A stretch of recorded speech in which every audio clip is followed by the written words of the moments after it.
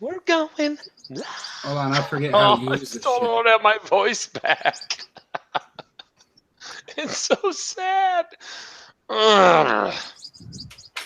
What is that? Who's got a bird in their house? Someone's got a bird in their house. What is this going on here? Yeah, I have birds right outside my window. Oh, did we just go live? Are we not doing this team meeting? Yeah, Come on, Yes, coach. we're doing the team meeting live. What happened to our team deemed it meeting? Necessary. Dag nabbit.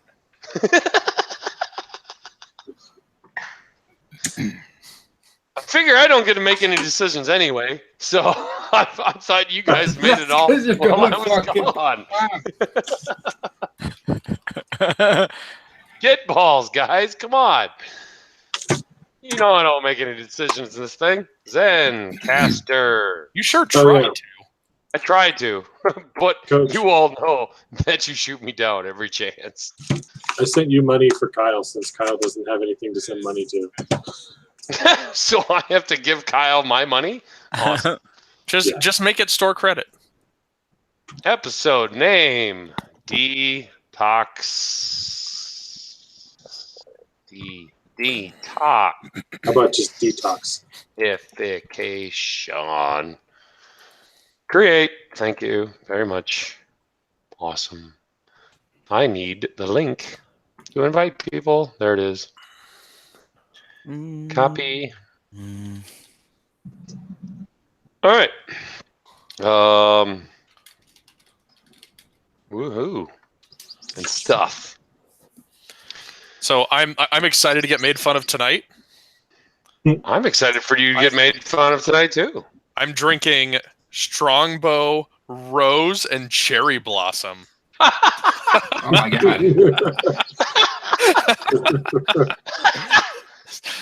Like a man. Man beer, cherry blossom. Man, beer. Wow. I haven't had these yet, so we're gonna see how this goes. Were you guys there at were you guys at Sensors when Luke freaked out on who Obviously not. I don't know who he freaked out on or what you're trying to tell me. Wow, yeah, I got a huge delay. Well, I guess you do. No, I'm here. I'm just gonna stick with hangouts. No, when Luke freaked out on somebody for ordering a cider, he's like, "I'm gonna buy you a beer," and he ordered. He's like, "Well, whatever cider you have," and he just went nuts. Oh, that was Duncan Howard. Was it? Yeah. I got Surly in memory, in commemoration of us, being in. Where were we? So Where is can we this stuff just for celebrate the Minneapolis? fact that fucking Chicago is actually like audible? Right? Yeah. And Show him that nubby little microphone you just bought. Oh, I bought a microphone. Yeah. It's nice. Look at this nubby little thing he's got. It just sits over in the corner. Ryan. Hello. Ontopski. We should have all, after you did such a fantastic job, we should have crowded your bed and you would have woken up with all three of us in the bed with you. Jesus. Oh, we should have all spooned. I'm glad that didn't happen when you were all in my room. Do you know the condition we It's not were in? Ontopski. You know the condition we were in when we got back to your room. It wasn't the same. Yeah, nobody wanted to be in the same bed as you, buddy. The bed was That's all we heard. Oh man.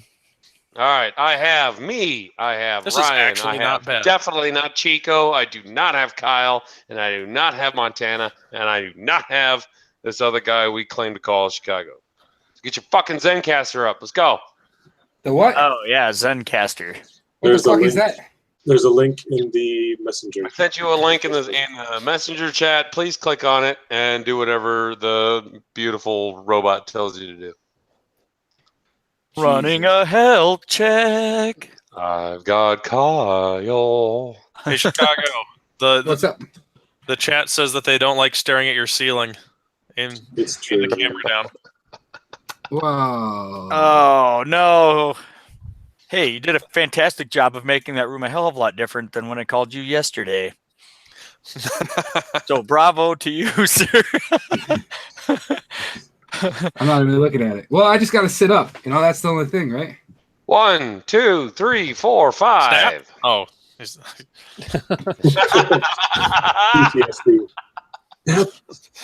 1, 2, 3, 4, 5. That's it. That's right. Okay, snaps in 3, 2, 1. Yeah. Hold on. Was I supposed to do something before we snapped? No, you're fine. It's Supposed to Zencaster. snap. It's You different. were a part of this thing for at least 2 months, weren't you? I mean, God damn it. I wonder how long was it? Oh, my bad. We should probably start recording first. Yeah, that's what I thought. I was like, what the fuck? Nothing's recording. No, you're still wrong. So you don't need me to do anything with Audacity. No. Cool. No, that's what Turn Audacity Zencaster is. off. Audacity's not a thing anymore. We're That's upgraded, great. baby. Oh yeah, that reminds me. If you guys could perhaps turn down your headphone volume, like how loud it is to your ear, that might keep it from feedbacking into your mic, which is why I wanted to get the other mics with Oh, okay. the internet money. But Does it help if I can barely hear you? yes, probably. Okay. I can hear him just fine. I think Montana just got a fresh haircut today. Not quite. A couple days Not ago. on his Was it bottom one- half of his face. I actually did get a trim. Yeah, he got just for men too. Uh, Don't see as All right. many gray hairs. Snaps again, bitches. 3, 2, 1. There you go. They must be hiding. It's horrible. Still there. So we're still bad at that, right? Well, it's just that coach is bad at counting. Like Yeah, it 3, is. He is bad at counting. 2, 1. Yeah, very, very off rhythm. 3, 2, 1. 3, 2, 1. No, he wasn't. Here we go. Man. So, Chico, is that really necessary on the back wall? Is that I don't know what you're talking about. is that really necessary? Oh. What? Just that. Should Chico, should I get my stuff too? No. Yeah, go get your medal on. Come on. All right. Hey, coach. Do you have a Goldie? I got Oh, I got no. a participation. I got a participation award. Better than a lot of fucking podcasts have these days. Fucking millennials and their participations. Oh shit! I said that. Didn't I? You said a lot of things, Coach. I said a lot of things. And the one thing that you didn't do was give me the damn room key. Dude, I heard that swear, we live. went through like 7 fucking rooms. Hey, In between the 4 of us. according to the Birmingham Barons, the tip of the week is don't be a sore loser. Oh, That's you, coach. strong words. I was I a didn't pretty see any sore. of them. I didn't was see a any- pretty sore loser. I'm not gonna lie. I was. I didn't see any of them make top 8. Oh, Oh, fuck yes! Fuck you, Barons. I mean, if you're going by like podcast results, we're still clearly like the second best podcast of all time. ding, ding, ding, ding, ding, ding, Ding, ding. ding, ding, ding, ding. We'll get to that. I think. According to my show notes, we'll get to that. I believe it comes into when I start crying like a baby. Yep, right there. It's in there. So I gotta know when we get to the section about talking about my favorite calls, Yes. how much should I call out the person who I completely stole a win from them and they still don't know? Oh, Oh, Do it. Do it. I'm gonna leave that up to you, buddy.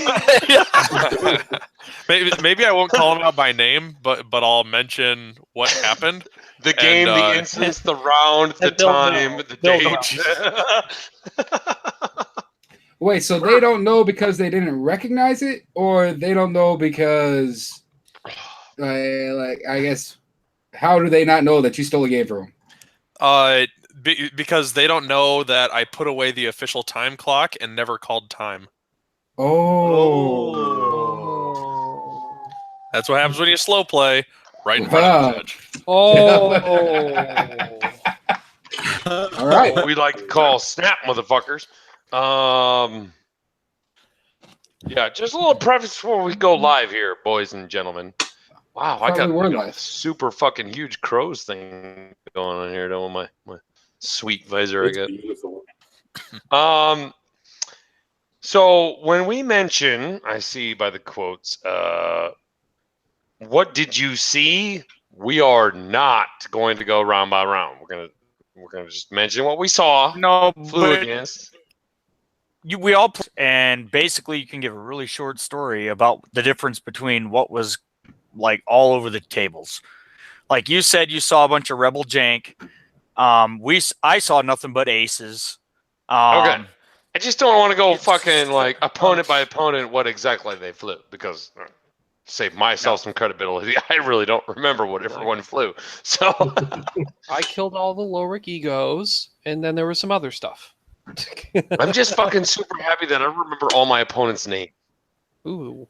Oh wow, that's I don't know any of that. Fucking A, guys. I only remember my last opponent's name because that was Chris Allen. Well, you can forget that one. Yeah, I know. Just kidding. Did you Kidding, beat him? Chris. I know you're No, it was the closest I did, but he was running stupid welcome. You Ghost fucking Fen. beat him. Ghost Fen. Did he fortress in the corner? No. Okay, wasn't- so he wasn't by that much of a round bitch. 6, so by round 6, he finally caved and didn't go for the perfect winning strategy. He Yeah. barely beat a guy who hasn't played X-Wing in 6 months. Hey, Coach, how did you do against me? How did I do against you? I just fucking lost my ass. But I wasn't really paying attention. I want to get the fuck out of there because Did you guys have to play against each other? Yeah. Hangar Bay. we played a Hangar Bay. Oh, gotcha. It was You fun. tried until I wrecked Bosk, and then you're like, I oh, tried, fuck. and then boss got wrecked. Whatever. That's not the topic of today. That's true. 8:49. I'm gonna go have another fresh air. And Montana, you sticking on for this one, buddy, or what? I wasn't planning on it. Yes, you are. That's right. Fuck out of here. So what is this whole meetings thing then? Montana 2.0 would have stayed. Yeah. Oh. We can call Patrick back. Hey, it's still light out there. You have another hour and a half till you need to go to bed. You don't know that. Yeah, I could have. Hey, you know what? Fold that laundry while you're on the podcast, and I'm sure your wife will let you stay on. Yeah.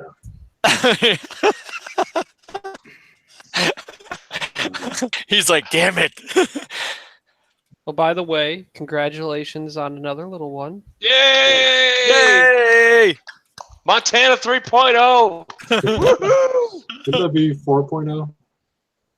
Might be 1. I don't know how many fucking kids you have now. You 3. goddamn rabbits over there. He's got 3. You thought we had nothing to do in Iowa. You guys literally have nothing to do than screw in Montana. That might have passed the time. They can go trout fishing 2 months out of the year. Come on. You can trout fish all year. Apparently, you're just not trying hard enough. Oh man, you know, I'm going through this period pretty good for remembering what it was like to be drunk 5 days in a row. So I think I've already forgotten. Hey, by the Does way, anyone come up with good ideas for next week's birthday episode? What birthday episode? The 1 year Yeah, anniversary of OCX Radio Podcast? Yeah, we start off with you doing the speech and bursting out a cake on live TV. Oh no. Oh man. That could be interesting. Happy birthday, OCX. I have We're decided not doing happy that, birthday again. Never again in the podcast.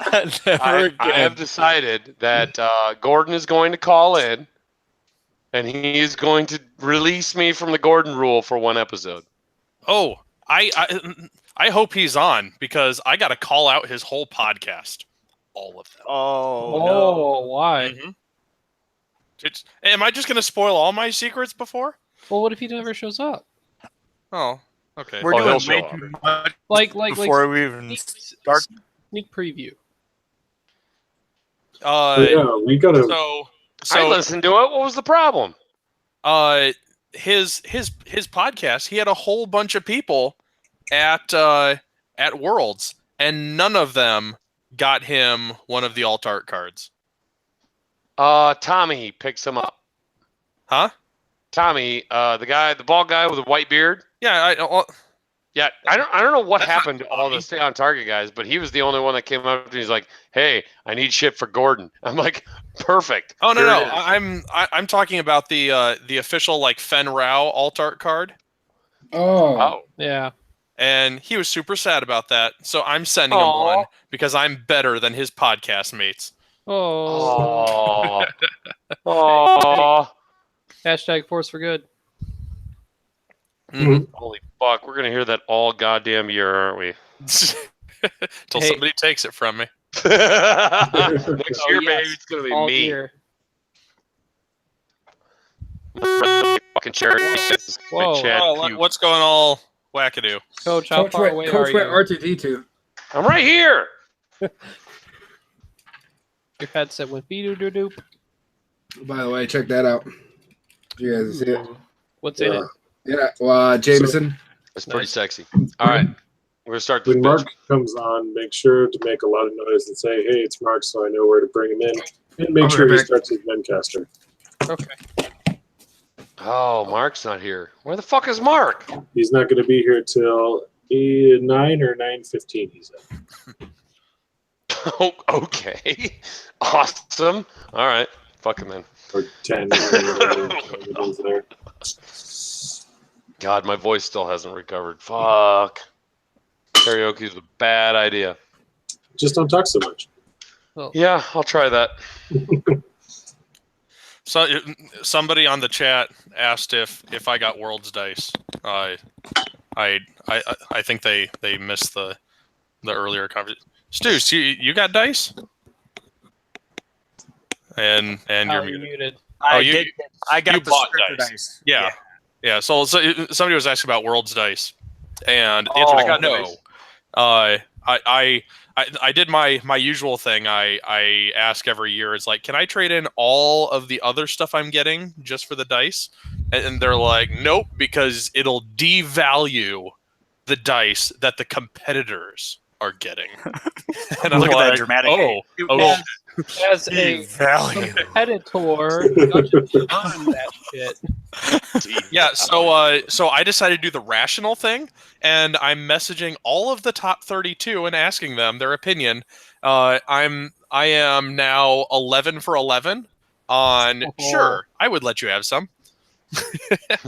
So there you go. You have Was- 11 sets of Was I the one? Was I the one for one to start it off? Yes, you were. Yeah. You're terrible, Kyle. You're terrible. And I have all of the top 4 so far. So this is the rational thing to do, and and then I'm gonna put it all into like a big document and send it back to FFGOP and be like, there you go. Please reply to your bullshit. So it's like this isn't even about getting dice. Like I What get it. in the fuck Whatever. is that goddamn noise? But I'm Chicago. gonna call them out on their lame excuse. Chicago, I swear to God, if you're fucking putting together a shelf back there, I'm gonna lose my shit. Oh, and except for Wade, that message goes out to everybody at OP except for Wade.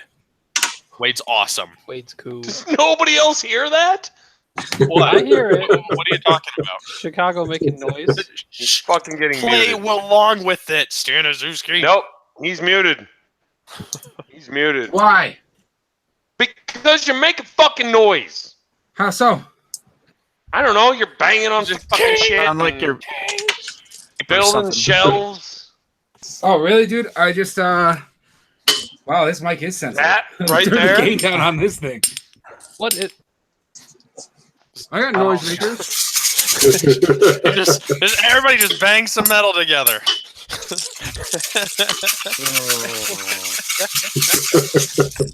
What is happening? I fucking hate you all. Why I is like there the not an metal all like mute beer button?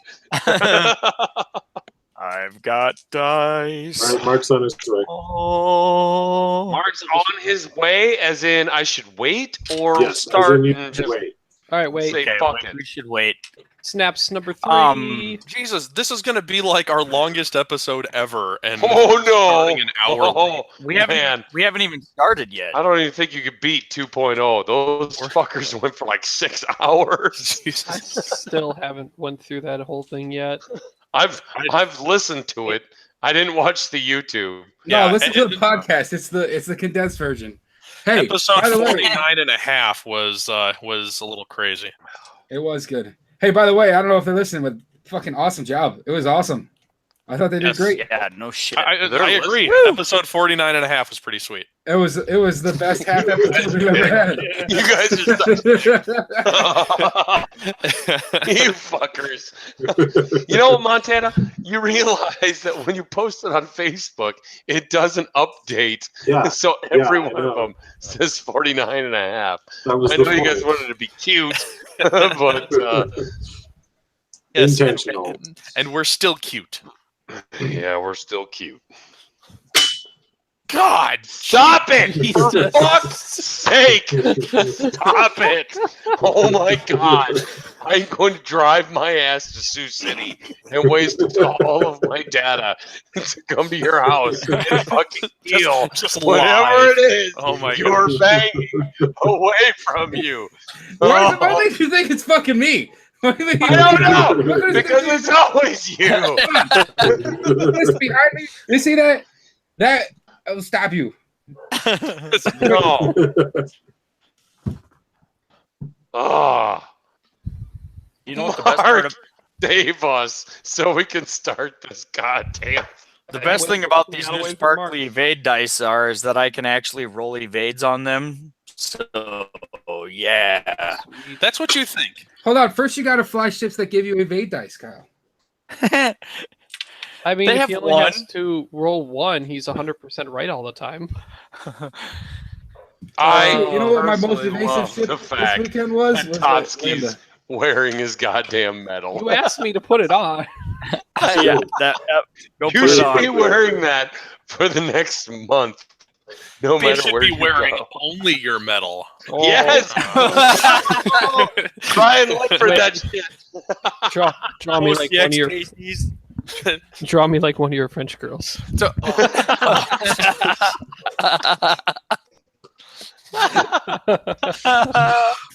French girl Staniszewski is going to be Oh, our next No, all. oh no. French Zuski. Just get them all up. Oh. You know, we were wondering about that Topski nickname, but man, is it really going to stick now? Oh, yeah. Okay, I have to issue an official apology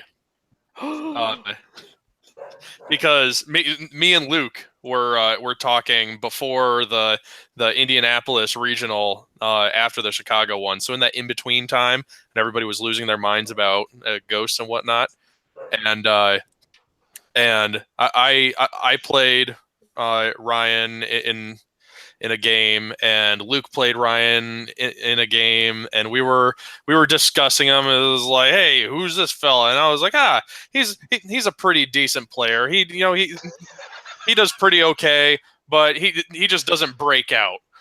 He's like in that area, and man, Like the cosmos heard me say that. And You fucking were wrecked. fucking wrong. Holy crap, was I wrong? Chico, I think I'm like way up there now. Yes, You're in fucking Olympus wrecked, right dude. now. Like you win, sir. I was wrong. Like I was more wrong than when I said Thweek was going to be awful. Wait, what I do want to know right now, and Mark, I know you're in the chat. Did you win the $20? No, because he had to win. Oh, Well, I come thought he had a on, you gotta winning. do better than he's got to get you gotta something. do better than the other competitor. I mean,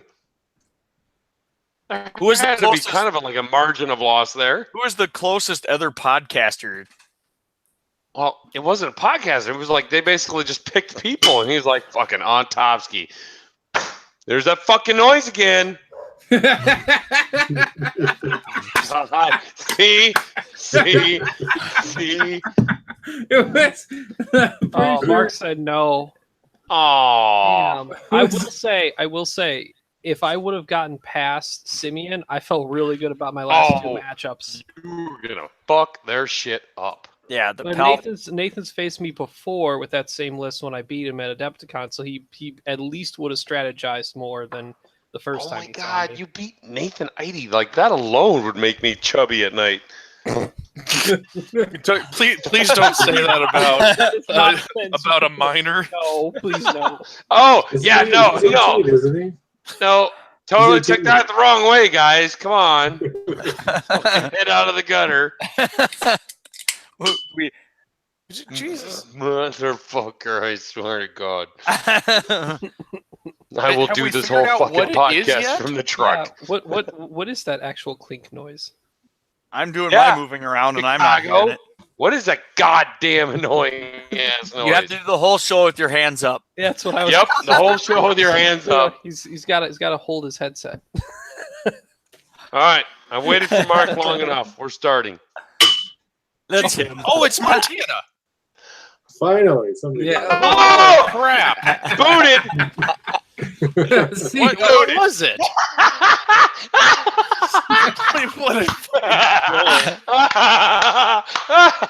I'm sitting there, and all of a sudden the noise happens, and I see his bar go. I'm like, he never gets that He's loud. got to look at Zencaster. oh my god, that's funny. I have the power, motherfucker! Shit! Oh, Was Magnet. that Oh, was a rock. Magnet. get rock, right? out! Damn it! Oh, God, and then he just leaves again. And then he just How many lists? wanted to let us know that he has the power. Chicago's back for one, and he's already getting I was All right. gonna. framed. I know. What Mark's the fuck? late. We're starting. We're starting. Mark's just gonna have to fucking whatever.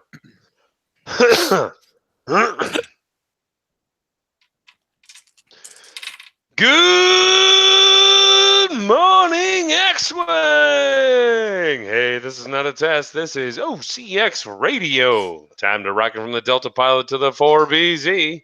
Welcome, ladies and gentlemen, to the OCX Radio podcast coming to you live from downtown Orange City, Iowa. My name is Aaron, the Coach Kroll. Join with me today on this wonderful detoxification of an episode. Once again, Chris Chico Brown. That was a beautiful intro. Can you do it now with more of like a New Zealand accent? Yeah, we can do that. Okay, ready? Good morning, X-Ray! This is OCX Radio. Time to rock it from the Delta Pilot from the 4BZ. So bad. It sounds like you have a sock in your mouth. Radio podcast. Yeah. Coming to you, though, from downtown Orange City, Iowa. My name is Aaron, the Coach Kroll. Joining me today is Chris Tico Brown. I can't even handle this right now. That's what you get for That was asking. horrible. That was really bad. Okay, next. Fuck. Now Mark joins the goddamn cast. Perfect. We haven't got to him yet. Keep rolling. We gotta do snaps. No, we don't. This Okay, I just said be loud. No, we don't. Okay, fine. Be loud. Fuck it. Also with us today Jesus. is Uncle Mark Tippett. Hi, Mark. Awesome. That's great.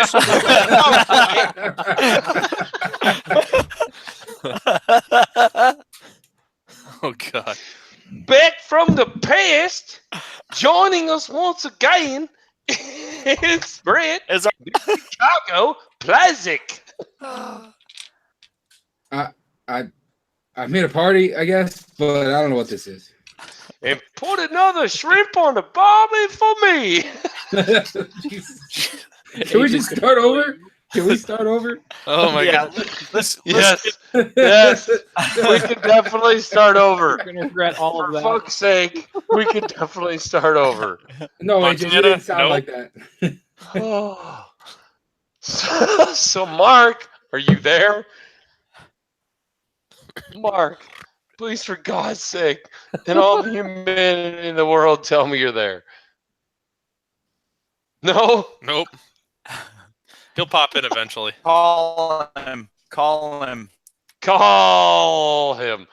No, it's not going to happen. Okay, so now that we got out of the way, can I do the fucking show now? Yes. All right.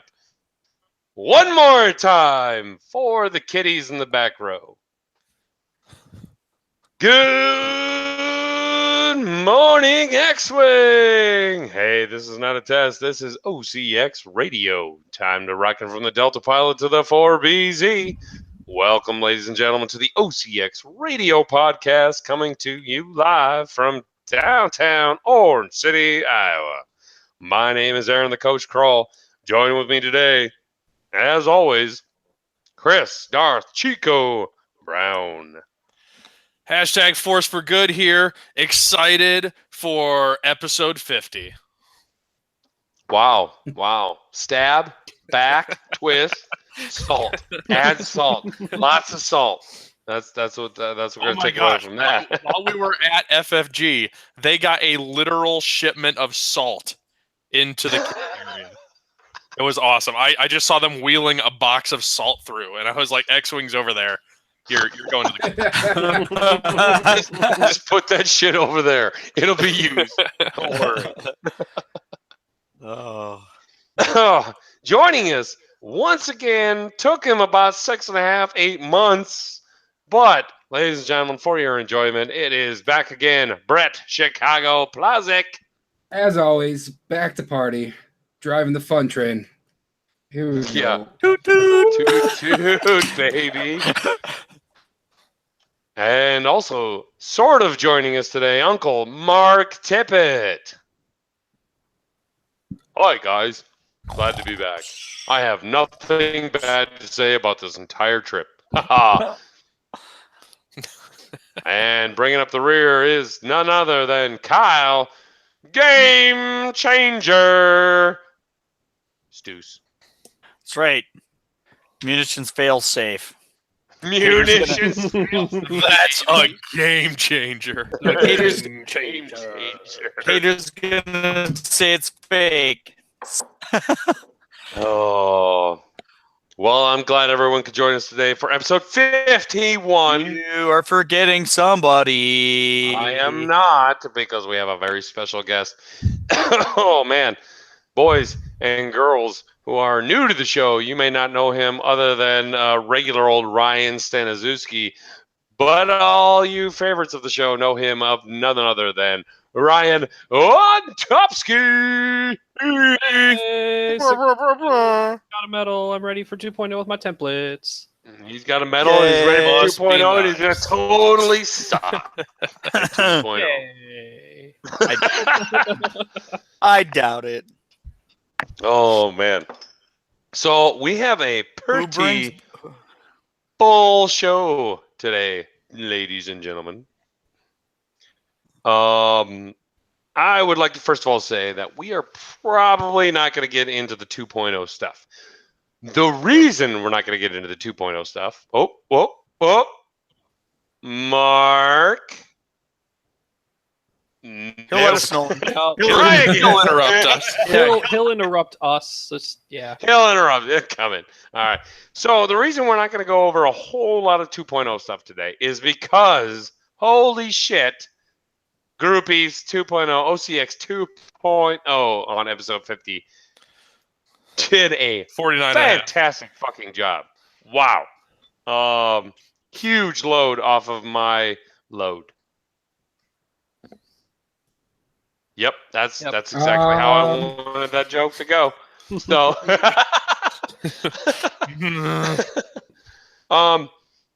we will get into all the flowers and praises and accolades for the OCX 2.0 podcast later in the show. But if you are disappointed on hearing not our personal experiences on everything 2.0, it's because they really did a great job, guys. And if you want to know everything about 2.0 from an OCX standpoint, go listen to episode 50, not 49 and a half, as Mom Tana would like to say. It's episode 50. They deserve it. They did a great job. So, huzzah to you boys and girls. Yeah, they took the Huzzah. reins so that we could get drunk and sing like idiots. That's true. And boy, did we accomplish that. God, that was a great time. Wow. I think everything really started going right about the time that our sober DD ordered us all a round of tequila shots. That's true. Yeah, But I feel need like to that was a really great decision by him. We Yeah, need to you save that did it at the for time, though. I feel like you did not think that was a good thing at the time. Yeah. We need I'm to gonna save go- that for story time, though. Story time. Story Yeah, time. It's let's not get through story all the stuff. time. We do not have the nap mats out yet, so we're gonna wait to story time afterwards. Yeah. I know nobody wants to listen to the boring crap. They want to get through it really quick, so let's do it while we're sober. And then when we get to story time, we want to get the boring stuff out of the way, so that way we make all you Yes. listeners on the podcast have to Yes. suffer through at least 45 minutes of shit. It'll be fun it though. might not. Don't worry.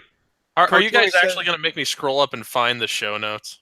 I have them right here. It's not that far up there. I've only posted it in our cast, not the groupies. And unlike Pedro, Oh. Pedro. Pedro.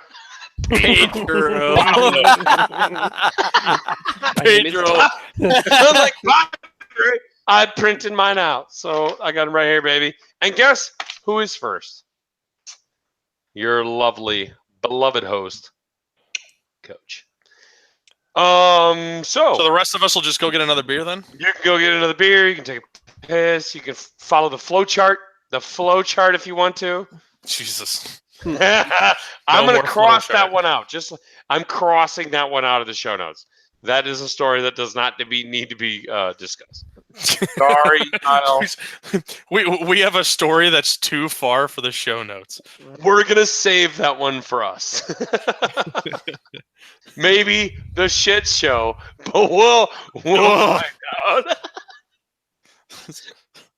So if you are watching online, if you want to wait much later, then you might find out what that's about, but we don't know. But we're talking about me, which is my favorite topic, baby. So I flew the Java Meta. Everybody knows that. I swapped out a couple of things, did experimental interface, which was awesome because everyone literally did not know what that did. And it was great. Experimental interface into marksmanship with contraband cybernetics is seriously awesome in 1.0. What was my record in Swiss? My record in Swiss was 3-3. I tried real hard, guys. I really did. I want to go with shout outs to my first opponent, Daniel. He was running Miranda, Lorick, and Fenn. And he was very pleasantly surprised on how much damage Boss can literally put through. I won that one pretty close. Pretty much all my games were very close. Second game was Jeremy Trad. Jeremy Trad, shout out to you, buddy. Same list, only he was running Ezra. Turns out, don't send Asajj into that list because Asajj ends up no damage, but like 6 stress. and it's not very good. I lost that one. Second game was Jared from Des Moines X-Wing Group. Shoot. Super good opponent. He was flying some Empire shit. I don't know. I'm pretty sure I could have beat him if I wasn't super drunk.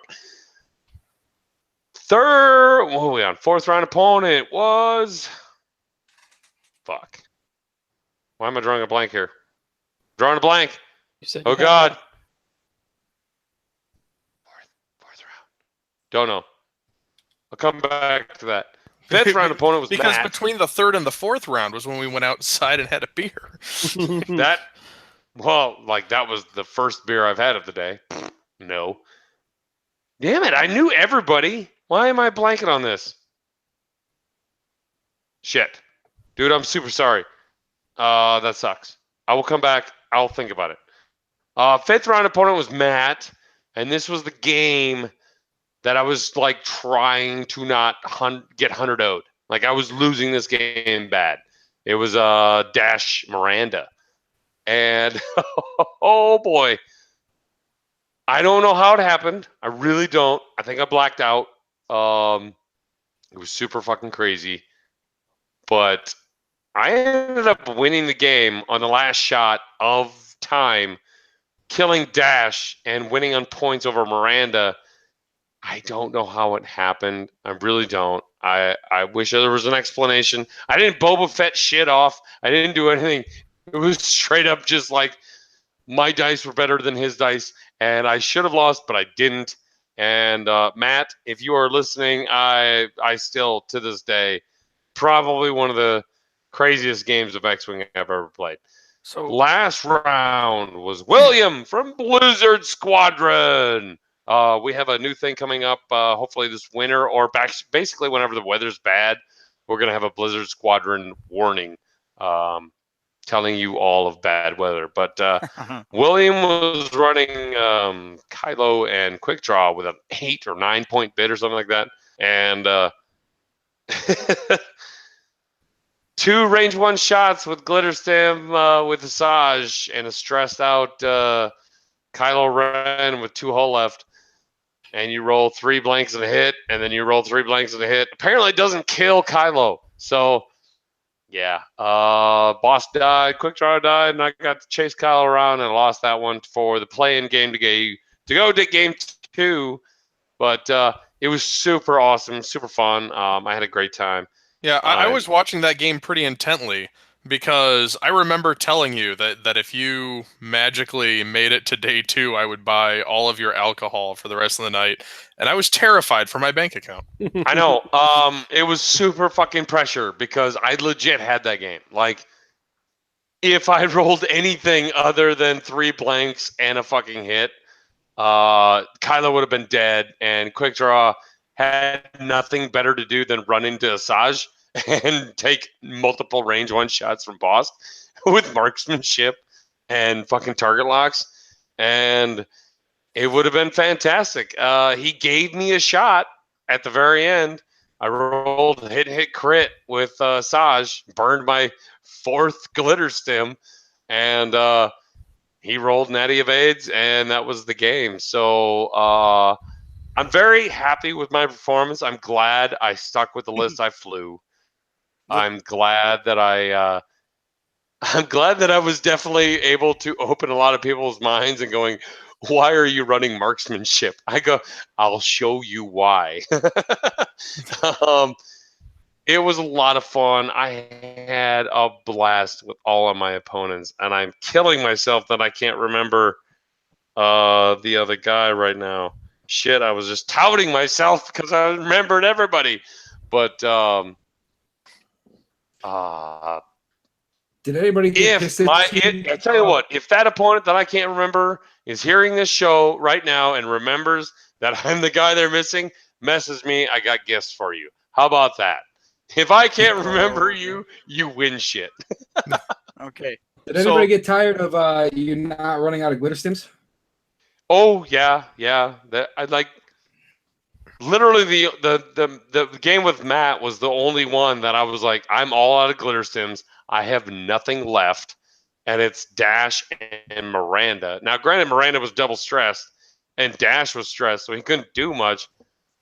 But I was out of all of my tricks, and it just naturally rolled my way, I guess, and I killed Dash right as time ended. So the best part about this whole thing is there was a certain individual before this podcast started that said they weren't going to go round by round and talk about every list that we played, and then lo and behold, the first person up goes round for That took round and 5 talks about minutes. played. No, that took like took 10. 5 minutes. 5 minutes. Throwing your ass wholesomely under See, the bus. you can do it in 5 minutes. I'll give you 7 minutes because you made day 2. I got 2 more matches. That's right. So, Uncle Mark, how did your performance go? Still sleeping. I feel like we're gonna have to have our own episode for just Uncle Mark. Like it'll be episode 50, and it'll be episode 51 and a half, and it's just gonna be straight Mark, just going the fuck off. We can just have Montana splice it in. There you go. Oh, there you go. Hey, that's what we'll do. Okay. Thanks, Yeah. Montana. Shout out producer. I'll even do the lead-in. Mark, how'd you do? And the outro. Wow, Mark, that sucks. I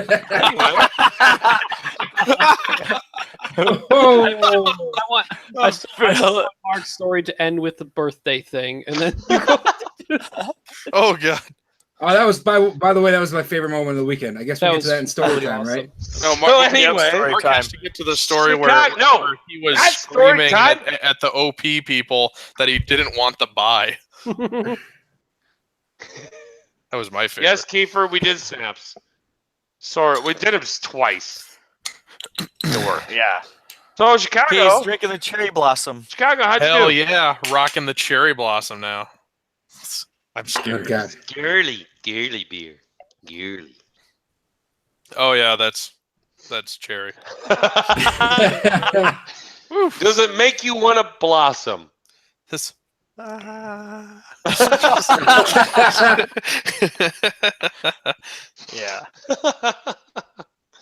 All right, Well- Chicago, you're up, buddy. All right, so after a short break from X-Wing, I did horrible.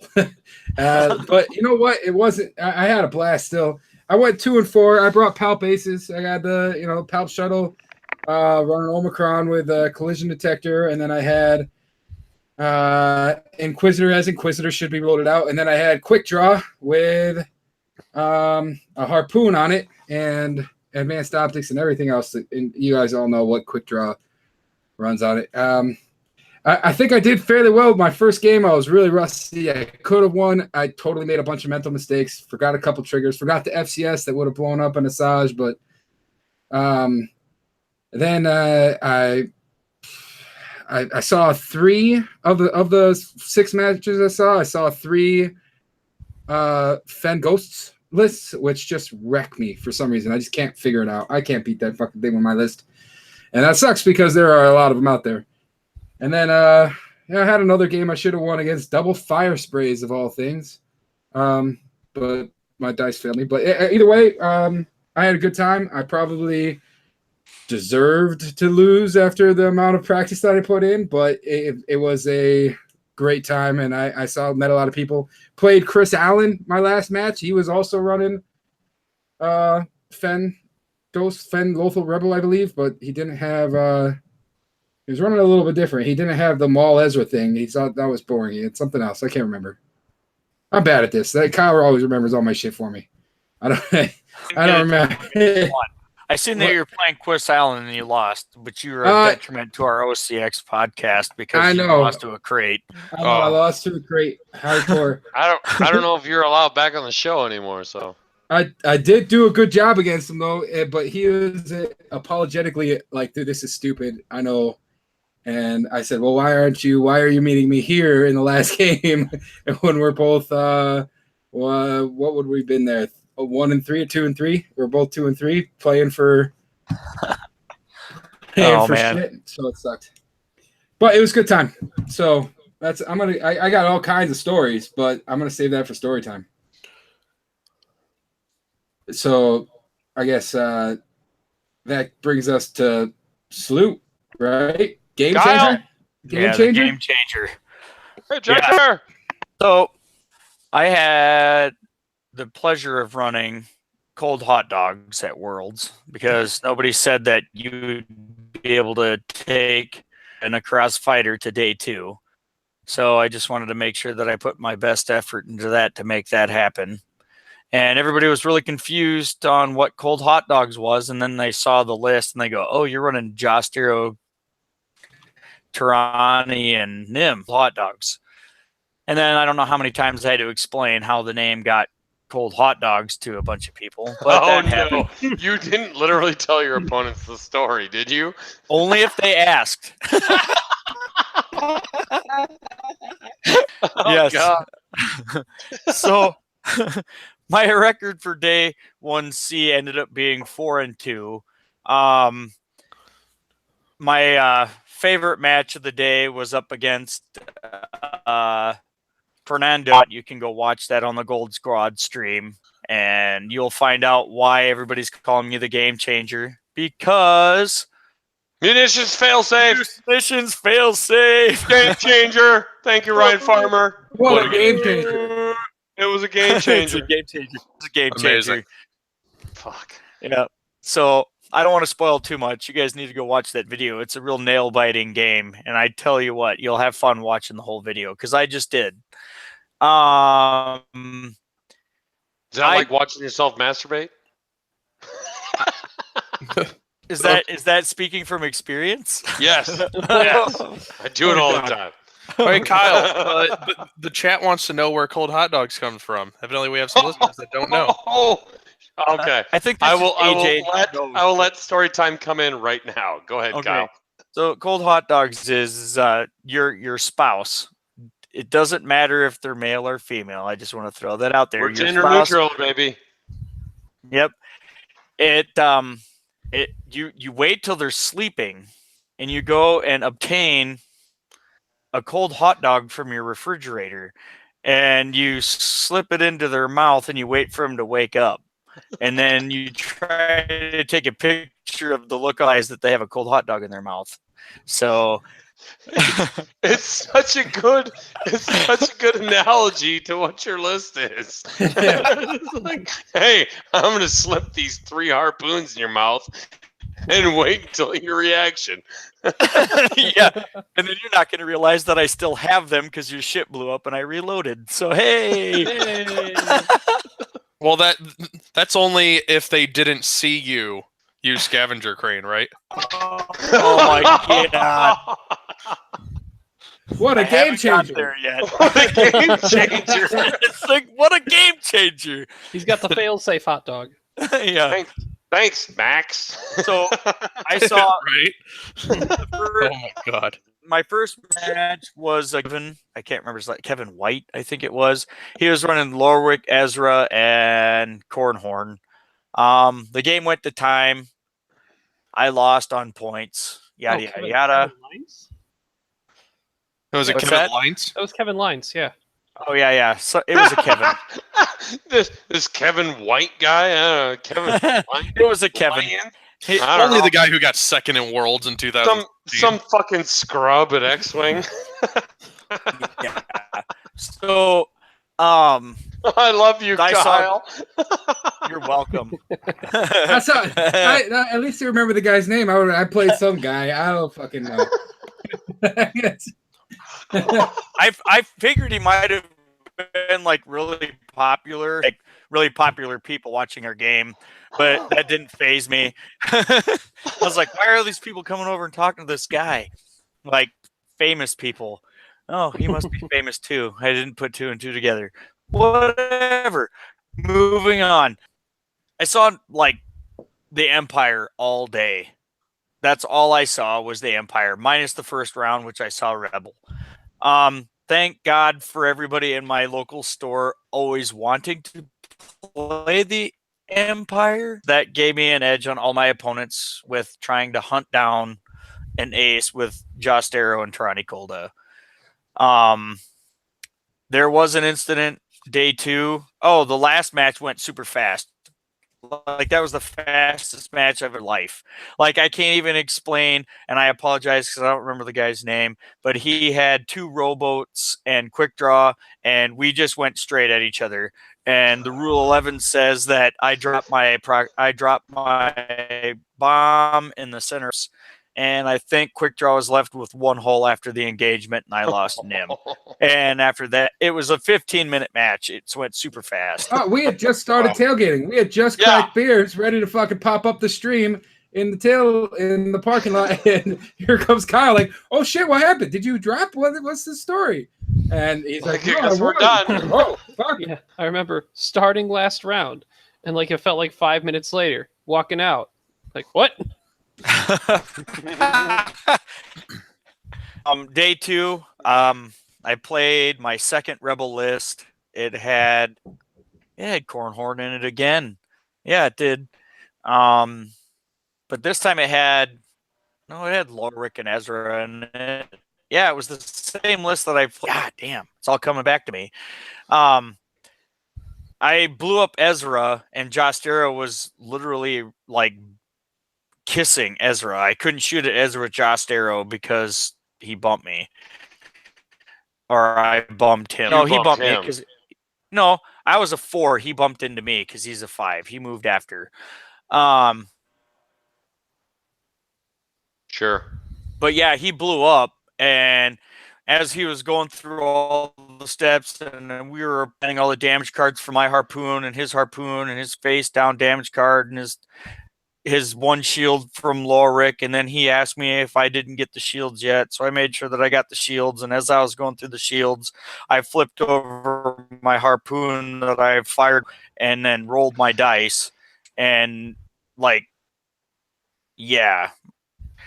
he didn't see me roll the dice, which led to the fact that he was a little upset about it because I was going to fire a harpoon in a defenseless Poe. Yeah, I got a warning for not making it damn sure that my opponent didn't see the fact that I was using my scavenger crane. I got warned because it's kind of like, you fucking troublemaker. I have scavenger. Yeah, I have scavenger crane. I'm gonna use it when your ship blows up at range 1 to 2. I mean, you were too busy looking at all your direct hits and stuff like that you had on Ezra that you weren't paying attention to my dice roll. I even told the guy, "Well, I can flip my scavenger crane over if you want. It makes no difference to me." You're gonna die anyway. I get this back automatically. But we got 7 more minutes added to the time on that one. Yeah, because I was talking to Max, and you called me over for the judge call, and I walk back there. I hear it, and I turn around to look for Max because I'm like, this is bigger than I'm gonna deal with, and Max is gone. I'm like, oh crap. So I go up and I start asking people. It turns out he just wandered into the back of the FFG Center to go to his private employee only bathroom and drop a deuce. Taking a shit. Yeah. We're losing our minds looking for him. And oh good God. Oh wait a minute. Mark's here. I heard it. I'll finish up mine real quick. That way we can. Yeah. You finish yours up. I lost my second match on day 2 to a Dash Miranda. I took too much damage chasing Miranda. I finally got her down. Dash killed me. I dropped because my MMO was really terrible, and I felt like I was spent. So take it away, Uncle Mark. No, don't give him an intro like that. We gotta fucking radio edit this shit. 3rd snaps times, baby. Mark, are you there? I am here at the 2:30. There, Firefox. Hey. All right, I hate technology. Mark. Okay, 1, 2, 3, 4, 5, 6. Mark is in on Zencaster. 2:34, 2 hours 34 minutes. I sent Montana a note. Okay, well we're gonna snap anyway just to make sure. Okay. 3, 2, 1. Perfect. I think somebody Hi, added guys. 2 extra Sorry. snaps there, but that's all right. That would be me because I am late. You don't need to make up for the missed snaps. You know, the first part of the season when you got yard work and you just know that the tire is going to go flat and you're going to run out of gas and whatever. Don't Hi, worry, guys. we had a great intro for you, so it's fantastic. Okay. So we are up to you, Mark. Mark, how did you do at Worlds? Highly disappointed. Great time. Were you really disappointed? At the outcome, yes. Oh, yes, the overall outcome. I was disturbed and dismayed. We all, I think a lot of people heard that. Especially OP and Wade. Now, wait. Let's see. Wade. I knew it was. I've decided I'm not going to let peer pressure decide what I fly any longer. I'm going to actually fly something that's going to win. Screw this. I'm going straight to meta. Screw everybody. I don't believe because there's not going to be any quad TLT in 2.0. Wait, so you mean Meta Y-Wings? Now, I was talking to Alex about that, and he told me all I had to do was win Worlds, and I could have my quad TLTs back in 2.0 because I could make the damn card. Yes. But we see how that happened. How'd that go for you? Not so well. Not so well. I feel like it's now my duty to all of X-Wing to continue judging. So if you get that far, I can just DQ you at the end, so we don't have to worry about DLT again. When Mark wins, Don't Force for worry, good. Chico. Don't worry. Your other judges will do that for you just fine. We'll get to that. Oh God! My day. Should I talk about when we arrived, or shall I say that for that all is, our who did you play fly? Who did you fly against? Okay, No bat all right. reps. And Okay, my opening round was against Drew Bishop from Northern California. He brought Palp Aces. I turned that shuttle to snail snot. I lost. Second round was against Dave. And Dave, I am sorry, I can't remember your last name. It was at like least you got his first name. Trano, but he was flying triple Wookiees. And I damaged the hell out of all of them, and I lost. Then I flew somebody flying rack low with quick draw. I turned quick draw to mush, but I couldn't get rid of rack low, so I lost. Then there was an inconsequential game where I should have had it won, but about the third to last move, my opponent decided to rise out of the chair, and somehow that rock and my positioning that Ray couldn't fit in. By the time he got settled to make his move, miraculously fit. And needless to say, okay, I lost. Then my fifth round, Feel the salt. my fifth round was against a really friendly guy that had a defender that had a tractor beam on it, and he grabbed my ship and tracked it off the board. And I go, I don't think you can do that. And he goes, oh yeah, I think I can. I said, hey judge, well, do I get Brett? No. Do I get Chico? No. I get the third hat that's sitting out there. And he waddles over to and he looks at it. I said, can he? Oh, yep, sure, he sure can. No. And I went, really? No. And I went, are you sure? He goes, yep, you sure can. And then he No. away. Now I got my new minion, Matthew Evans, who's sitting like one table down, shaking his head. I shrug my shoulders and say, let's just play it. We're 0-4. Come on, let's just play. And so he vectors or traps another one of my ships and pushes it off the board, and he wins. So then I go ahead and sign off of it, and I get up casually and walk over and grab Chico, and I said, hey, Chico, can you do this? And Chico goes, why, no, you can't. And I said, well, you might want to tell your partner over here that that's not a proper move. And he went, Oh. Oh. So I went, okay. So I came back and I sat down. I said, I'm not angry. I'm not disappointed, but I just want to let you know the rules. You can't do that. The judge got it wrong, and this is how it reads. So he goes, he got real nervous, and I said, no, don't worry about it. It's okay, because I see where this ship is sailing, and I'm going for the silver sombrero. I am going to go for the lowest possible score, finish last in the worlds, and force Wade to give me a set of worlds dice because mine obviously suck. And pairings come up. I walk up and I got a bye. Are you kidding me? So I start back to my seat, and I stop and I turn around.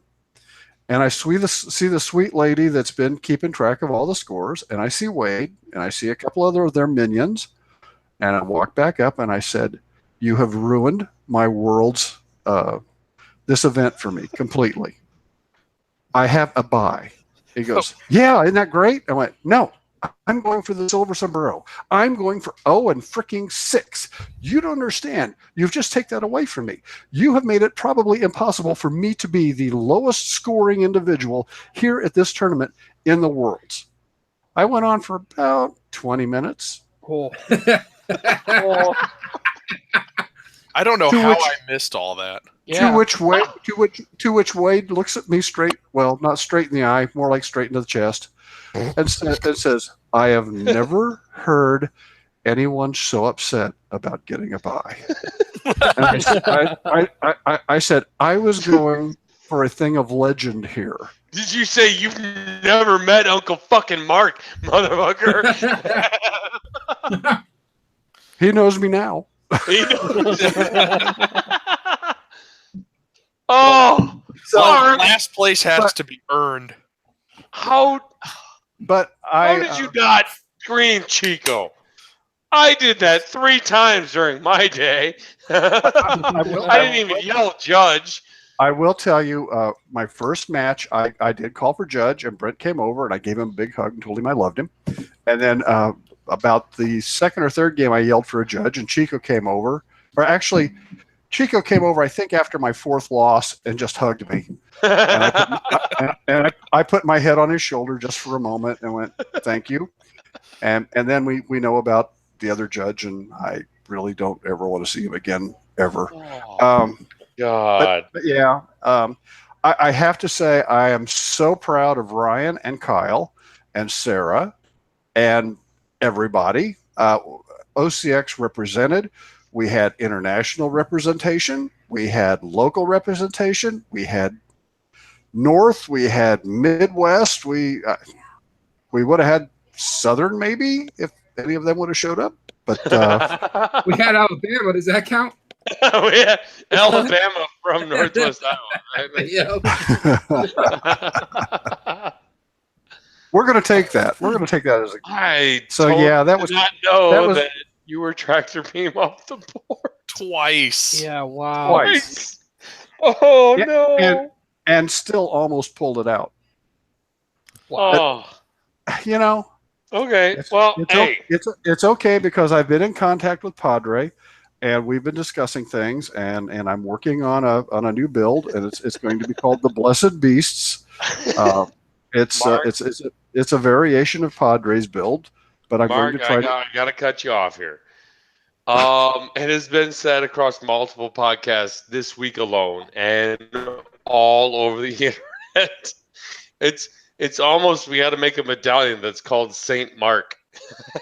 And it's like the patron saints of losses, but does good deeds. But it oh, doesn't shit. work. It doesn't work anyway.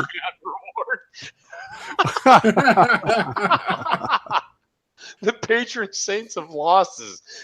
But as I reported, after Tyler went 5-1 and I went 1-5, it was just my place to keep the balance within the 4th. Jerry's got a great question. Did you give him a token? Who?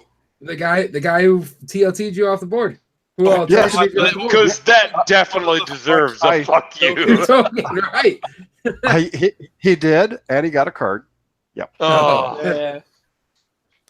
Oh, man. You should remake like you really get a fuck you. Like no joke, fuck you. Yeah, It's like this is one of the non-joke ones. yeah. Like the serious fuck you token. Frank got to listen to my plight later on, and I gave him one of the special black ones. Ooh. Ooh. And he looked at that and smiled at me and said, "This is so cool." Oh, okay. Well, we're gonna get back into the episodes of Mark sooner or later. But we have one last, and we save the best for last, ladies and gentlemen. Well, all right. Now, for playing experience, we're saving the best for last. Topski, Yep. run us down, buddy. Air horn. Air horn. What air horn? I don't have one. Insert. Wah, wah, wah. Why not? There you go. There you go.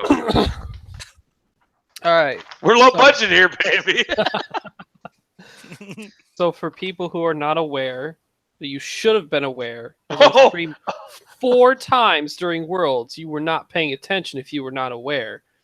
Nim, Ezra, Crimson Specialist, Bob. Bob. Bob. Bob's Builders. Day 1B, which was the Murders Row, finished 4-2. I lost 2 games that day. One of them to a Rack Inquisitor, flown by a guy from Austria named Paul. He played perfectly. Extremely well done for not seeing my list that much. I was gonna say he had to play that list perfect Yeah, because he did exactly what we need to do. He did not straight up engage me because that's the wrong. your list would wreck that list. Yeah. Otherwise. Yes.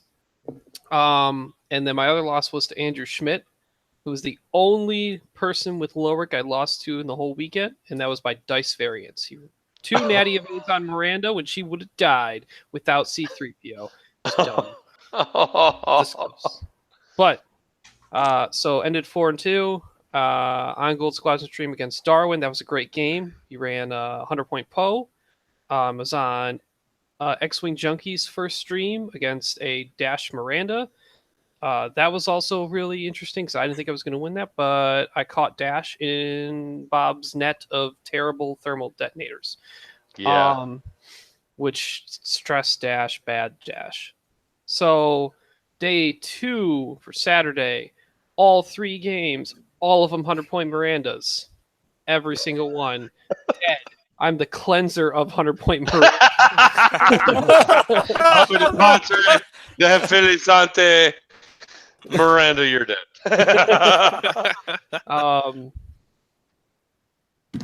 And then, yeah, I was like...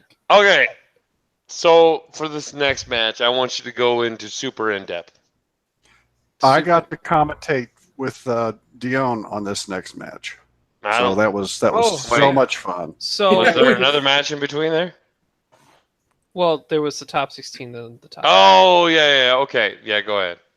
So, Gold Squadron stream had me back on for a top 16 matchup against Charles Holcomb from Atlanta. He ran a 4-ship Rebel, Jess Pava, Captain Rex, Lorik, and Strezra. Solid combination. I figured there's probably not a solid chance he seed my list, and I know what my list can do to his.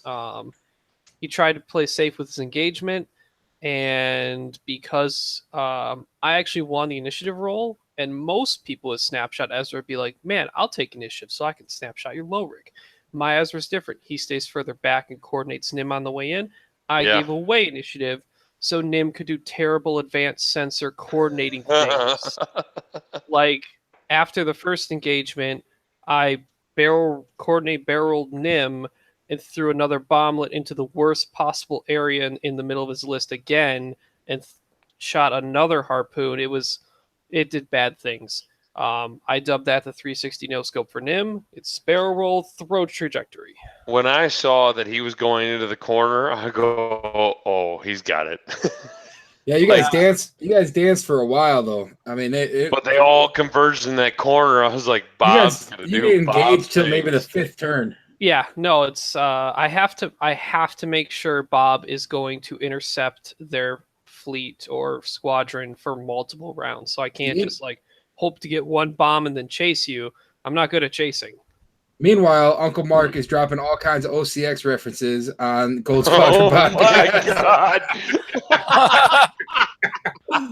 We're never allowed on fucking Gold Squadron ever again. Oh, I gotta go listen to that. What happened? He dropped OCX left and right. It was great. You could just feel the tension in Dion's voice. He's like, "Yep, that's great. You're not here to plug your own shit. You're here to commentate." But Mark was having none of it. Jeez. It's like the whole senile thing where it's like, are you really going to tell a 60-year-old that he can't do something? Nope. Nobody else Yeah, did. exactly. So, oh yeah, all the energy in the world was in your corner. Well, it worked. So I moved on to top 8.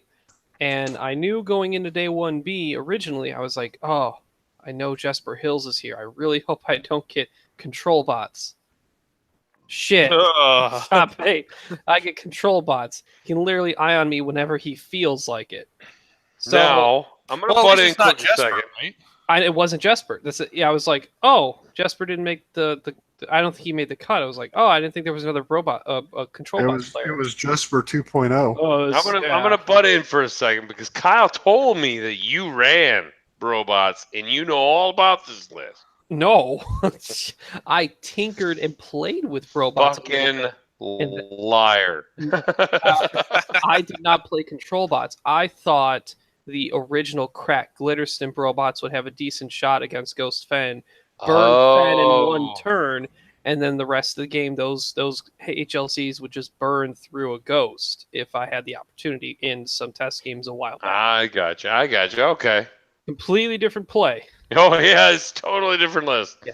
All damage, all control. Different. So, You played the snot out of that game, sir. I had to do everything I could. So I knew going into it, I'm like, okay, I have the potential firepower to burn one quick if he puts it at a bad spot. Because between the thermal det, Sabine, bomblet, and a harpoon missile, especially at range 2 that I got, it's like, this is a solid chance. But he knew everything about playing his list and fortressing in any position he wanted to. Like, that was huge. That hard one, dude. He even came up in the parking lot and told us, he's like, has nobody in America ever seen this before? Yeah. I guess that people were calling judge on him all day because he'd hard one, and just stop. And people were like, hey, can you do that? And yeah, Like, of course you can. No, I've seen the hard one. What I did not see was him bumping into himself later in the middle of the board and doing the same thing with all his actions. And I saw it, I was like, oh, damn. Yep. You committed down the middle there. Mm-hmm. And I was like, oh god, this is gonna be bad because I knew he was gonna do that. Advanced sensors. He's gonna get everything and then still just sit there. And I thought the game was gonna be a 25-minute game. Well, at the same, we'll get into story time, but at the same time, we obviously had other things going on. Yeah. But I'm desperately trying to hold on and watch the game. And I thought Bob was like, oh god, he's gonna walk off. So I knew I had to throw that thermal when I did, because as soon as there was a chance for me to be in range, like I was never throwing another bomb again. Yeah. So that was thrown and held by Nim till whenever I felt like letting that thing go off. I knew he wasn't going to kill Bob. He had to take the time to double eye on him every single turn to not be a threat to him, which kind of let Nim and Ezra do what they want. Now, the turn I turned Ezra out was literally just so I was able to coordinate that barrel roll to throw a bomblet where I needed to, and then set up for a closer harpoon shot to not allow auto thrusters. Unfortunately, my shot only gave me 3 results, and he was able to avoid the whole thing, though. I will tell you, the entire room was like, why did he turn Ezra away? He was not in a good And spot to let Nim do what he needed to Now, do. I mean, now that we know, it makes sense, right? No, I definitely could have put Ezra in a better spot, but the issue was up until that point, I wasn't sure if he was committing more down that side of the board or turning back his way. Right. So- You didn't know if he was going full bore into Bob or if he was going to be like, let's ruin everyone else's day too. Yeah, so I figured I can bring Ezra back around later to maybe get some stress after the scrum. Once he did that 4K and then did his next maneuver, I saw he probably couldn't fit a 4K again, so I figured he was coming down the board, and I just started to commit Bob that direction. Yeah. Which, I mean, at least he committed a direction that was in front, so that at least was that. And you made that one hard turn. Yeah, like they put that one hard turn down. I was like, Judge, you do it. I don't even want to touch this. I don't even want nothing to do with this. I don't want to accidentally bump anything. I would just do it. Us judges are just as bad at those as you. Well, I figured just in case. Just in case. It fit though. It fit. And I got that text message from out in the parking lot. And I literally to nobody went, he fit. There was nobody else out there, but I screamed, he fit. Yep. Bob lives. I thought after the harpoon whiffed, I was toast 100%, but as soon as a couple bomblets were able to be dropped and Sabine's and bomblet rolled 2 damage on one of them, and I rolled like natural double hit on auto blaster turret on one of them, I was like, okay, if he keeps following me too close, he's going to have issues. Nim just got ion though. I had one opportunity to drop a genius bomb behind Nim. And Yeah. I don't know. I just decided not to take because I think I thought it was like too close to Ezra. I think that's the one time that I actually was able to watch like a short bit of the video of you playing that round. Because when you moved Nim in and you didn't drop those, kind of like, yeah, he's probably better at this than I am, so I won't question what he's doing right now. That's exactly what I was thinking. Like, he knows what he's doing. I think in hindsight, like I should have taken the chance, even if it hurt Ezra, because Ezra wasn't being shot at the time, and I could control at least the damage. That would have been the blue IG though that ended up flying off the board. That ended up flying off anyway. I was gonna say it wouldn't have mattered. I don't know if when he decided to boost, he forgot the damaged engine and then next turn realized, because he said it right to me when we did the one straight. I have damaged engine. I'm off the board. So I don't know if he too late forgot about that. Oh shit! That's how that happened. Yeah, Okay. he was stressed. Hard turns Yeah, in red. yeah. So Critical damage markers on the board. Oh my god! That's what I'm The saying. whole, the whole crowd was just on pins and fucking needles watching your guys' game. It was intense to watch. I'm gonna say that. And right I was now. stuck over on the other stream. I was like, damn it! Yeah. Oh no! Oh, you don't want to talk. I don't want to talk to you about having to be stuck during that game. Yeah. Story time. Story Story time. Story time. When Bob made the corner down there, it was like, holy crap! Okay, we got an opportunity here. Yeah, I mean, I was like, if Bob has bombs, I have a chance. That's auto damage. And I mean, a lot of people wonder why I didn't turn Bob the other way, because they thought I might get in combat sooner. I'm like, at that point, I wanted to save the points on Bob because I was up on points for a while. You were up on points until he threw Nim off the board, which I knew was eventual. So I was hoping he might get just a little too close for some auto blasters, or, you know, do some sort of mistake. I made a mistake thinking my one straight on Ezra was going to take me off the rock. I should have done the 2 straight. he would track beam Ezra twice for me to not shoot him until he finally just PS killed him. You both played that brilliantly. Both of That was you, a beautiful match, man. It was punch and jab, step, jab. I mean, it was dancing around the board. It was a great game to observe. And he that told was us probably two lists that have never probably seen each other Probably not. Right. and fly absolutely. I mean, damn near perfect. I mean, that list came down to one hull versus one hull. That's all it was. And the thermal position Right? was the deciding factor in where I decided. I mean, I was too worried he was going to one turn away and just because the bomb had to be in front because it was where he was originally. So if I did the 2-turn out, it covers more maneuvers, but it doesn't cover the 1 turn that he could have done to just 100% like get out of the bomb. Like it wasn't going to be there. So I figured if I do the 1 straight and I challenge all his other maneuvers and probably the 3 bank and boost, and we'll see how far away that is, that at least stops and forces him to go over me through the bomb somewhere. yep. So, but he made it it, was- and Brent Wong was like, "You guys got like a few more seconds to the last round." And I did the math in my head. I'm like, I'm out of arc, or he's gonna be out of my arc. I have 2 dice. He has auto thrusters, and he can generate an evade token. Like that's 100% can't happen. It's 0%. 0% chance. Shook his hand. That was it. Speaking of Brett Wong, he didn't let me use my official FFG templates anymore. Yeah. in that game. The fuck. Well, your opponent is allowed to say that they want to use 1 set. Yes, but he never mentioned anything. It's just Brent's observation during the game when we were marking Okay. ships. So I mean, I had no overall problem. I just said, oh, but these are FFG official. He's like, just use 1 set. I'm like, okay. So can you then say we're going to use my set?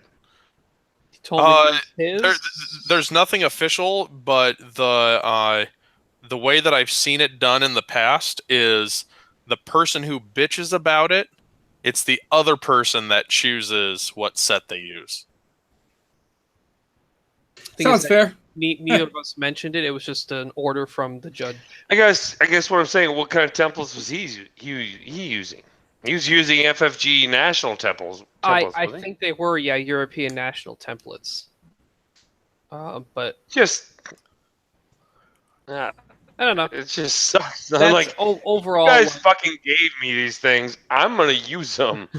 That's Like a small thing in the overall game that was just down to the wire, anyways. yeah, no, And it was a fantastic game. And But dude, you know- holy shit! But you know what? We Top got 8. he's the regional champion and he's top 8 in the frickin' world. Well done, Bob. Yeah, Bob. Yeah. Show up the You medal, know, Ryan. Ontopski, I'm super happy that you didn't. You did it with a list that you came up with. Like That's the best part. That's you amazing. did the Ghost Fen, right?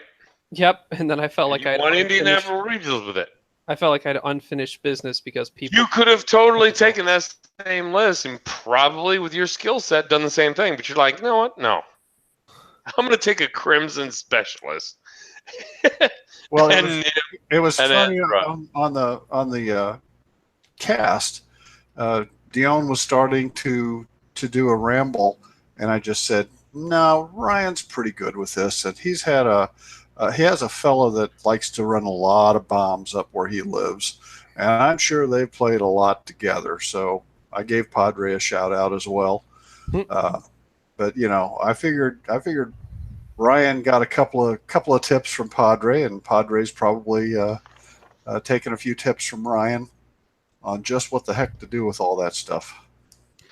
well, I figure Ryan's going to have plenty of opportunities on other podcasts to explain his top 8 thrown to popularity. So we're going to throw Real quick, What? yeah, I just to put this out there. I don't know if you were there, Ryan, but when we were at Sensors that night, and what's that kid's name? Simeon. Simeon. You're right. He showed up, and we were talking to him. He's like, "That was the most mentally taxing game he played all weekend. Oh yes. He's just like, holy shit, your guy. I've never seen that before. Yeah. He prepared against everything. So that was awesome, man.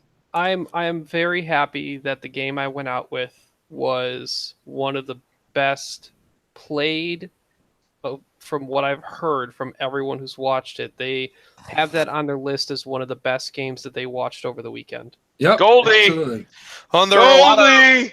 Goldie Award. Too about how clean the game was.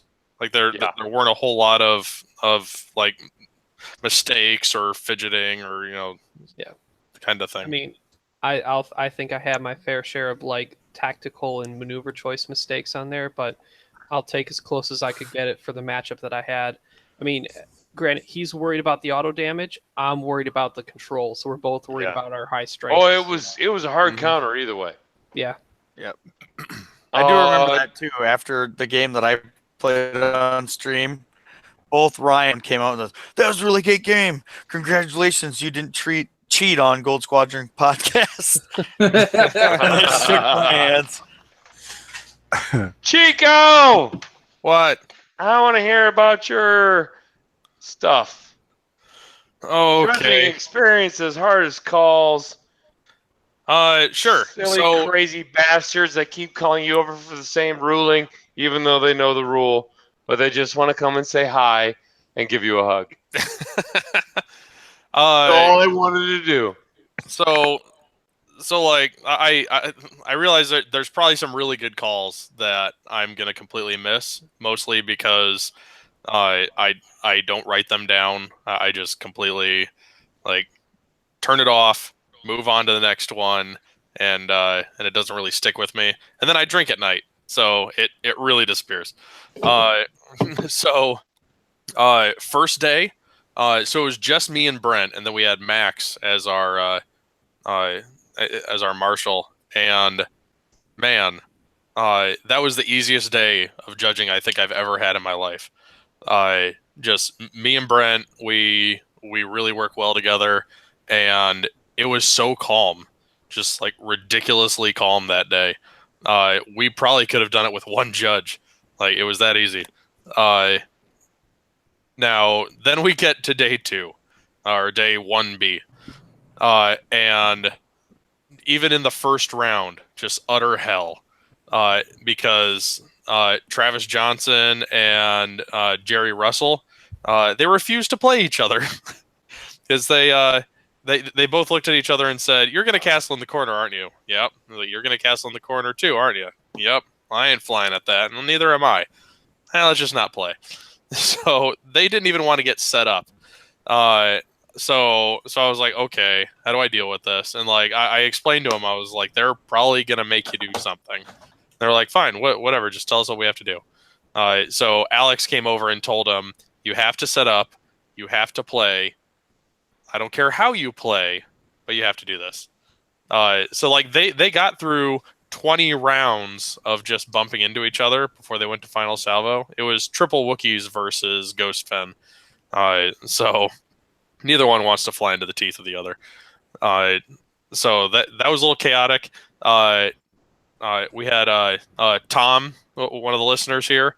Him and his opponent were both flying Thweek, same dials, same dial upgrades, and he looks at his opponent's dial. Damn it. Oh. I'm like, Tom, what are you doing to me? Well, because like same dial upgrades, unpainted, like it's completely, understandable. And he instantly told his opponent, he instantly called us over and was like, I screwed up, punish me.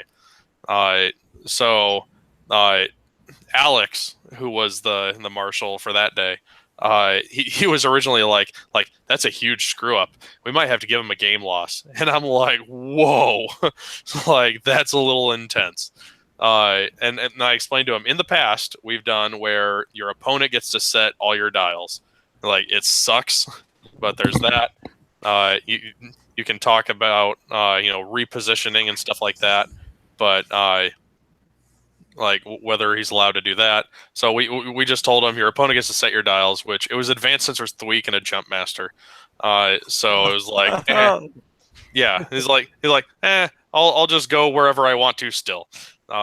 So it wasn't a huge deal. His opponent was happy about it. They moved on. And then we just had like a bajillion other calls happening just left and right. It was just complete chaos. And that's how the whole day was. Like we Didn't had somebody 3 try to cheat too? Didn't you tell me somebody was trying to cheat already? Oh yeah, that was round 1. Holy cow! It was a cheating accusation. We resolved it. We don't think it was actual cheating, but so here's the scenario. Some older couple comes over and talks to me. They clearly don't know anything about X-Wing, but their son is playing, and he's playing against this guy, and they said, we just saw the guy that our son is playing. His son was flashing him hand signals, and we think he's cheating. Is like, is there anything in this game that would influence? And we're like, yes, that could be a big deal. So we investigated it. There was a lot of involvement from like higher up OP people trying to figure out what was going on. The kid claimed he was telling his dad how much time was left in the round, and they basically resolved it as he can keep playing if you stay the hell away from him. It's like don't get involved anymore. So it's like, we kind of believe you, but stay the hell away. So yeah, that was crazy. Because he was standing behind the opponent while they were doing dials, right? And, yeah, because there was that they were playing right behind the stage area, so it was really easy to get like up on the riser kind of thing and watch the game from like a higher vantage point. Oh wow, okay. So that's just a good place to watch the game. And then his dad has his back turned to the clock, and he doesn't know how much time is left. So it's understandable that he could be telling him how much time is left, but he's also got a good vantage point for telling him which way to go, kind of thing. So I understand why people thought it would have been an issue, but I think we resolved that pretty cleanly. But man, like I was so worried. I was like, this is round 1. We have all this chaos already. Holy crap. But yeah, then the rest of the day just kept going, just over and over of just ridiculous calls.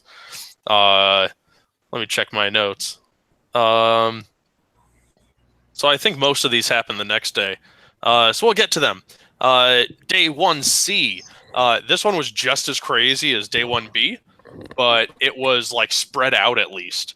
Whereas the previous day was like chaos heavy right at the beginning and then just busy all day. So we had another issue of somebody looking at their opponent's dial twice. Oh. This was during like the activation. So he's going to activate ships and he pulls up the wrong dial. They resolved it at the table. They just figured it out and moved on. But then the exact next round, dude like sets up his dials over on his side of the board to make sure he doesn't do it again. And guess what he does? He does it again. He just grabs the other guy's dial. It's like, oh my god, are you kidding me? So that's when they called me and they were like we have to do something about this. And it's like, okay, whatever. So we looked at the board state, and the dial that he looked at and what he had left to do had no repositioning, no like interesting like decisions to be made. It was like, oh, you're gonna do a 1 forward and focus. There's nothing else you're gonna do. So we figure it was a mistake. He was just burnt by that point, and we ended up just saying, okay, just play on, because there's nothing interesting to be had about that. Like, he didn't gain any real information. But we told him, if anything screwy happens with you for the rest of the day, you're done. And then I had more judge calls involved with him throughout the rest of the day. And every time I'm walking over towards him, he goes, "I'm not cheating." like, I was like, okay, guy. Yeah. It's like, so at least I'm in your head now. So you play clean. So who had the closest in arc or not in arc call of the entire World's Championship? Oh God, I don't know, but to kind of climb on that one, there are so many people that call you for like arc checks, and then you check it, and you're like, nope, not in, and the guy will look at you and go, oh, but it was close, and I'm like, look, motherfucker, like it's like it was out by that much, like in the realm of close calls that I get called over for, that is like just might as well be halfway across the board, because that's not even close, like not even remotely close. The ones that I have to sit there and almost get a time extension just to measure a damn arc, it's like those are the ones that are close, and I definitely had some of those. I have my own personal method of determining what I'm going to call it as if it's so close that I can't figure it out on my own. It's like a coin flip in my head. A lot of players will just roll off for it, but like as a judge, you've been called over to give an answer. Like they already resolved that they don't want to figure it out on their own. It's my job now, so I have to give an answer. Coin flip in your head or whatever. So I have my method, and I only had to invoke that like once or twice. But yeah, those ones suck. What else do I got here? Oh, this is a fun one. I had somebody where they were setting down a ship and like bumped another ship. It was like, okay, so you admit to bumping it. Your opponent gets to put it back where he thinks it was, and it's like really close to a bomb, like really close. Like he could have nudged it closer and been like, gotcha. And not a lot your opponent can say about that, because you're the one that screwed up. So he puts it down where he thinks it was, and his girlfriend that's watching the game like leans in and goes, you need to put that closer. He said you can put it where you want. You need to put it close to that bomb so you make sure it hits. And I'm like, holy shit! Like, are you serious? and like, fortunately, like he stood up and went, nope, it's right there. Let me grab and measure for it. And she kind of just like grabbed her stuff and like huffed off about it.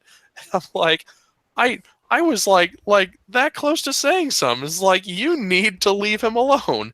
It's like, this is not your game. Like, stay out of it. Like, holy crap. Like, I couldn't believe that. And then like she went and complained to somebody that he was being too merciful. Like, come on. Like, this is a freaking game. Get over it.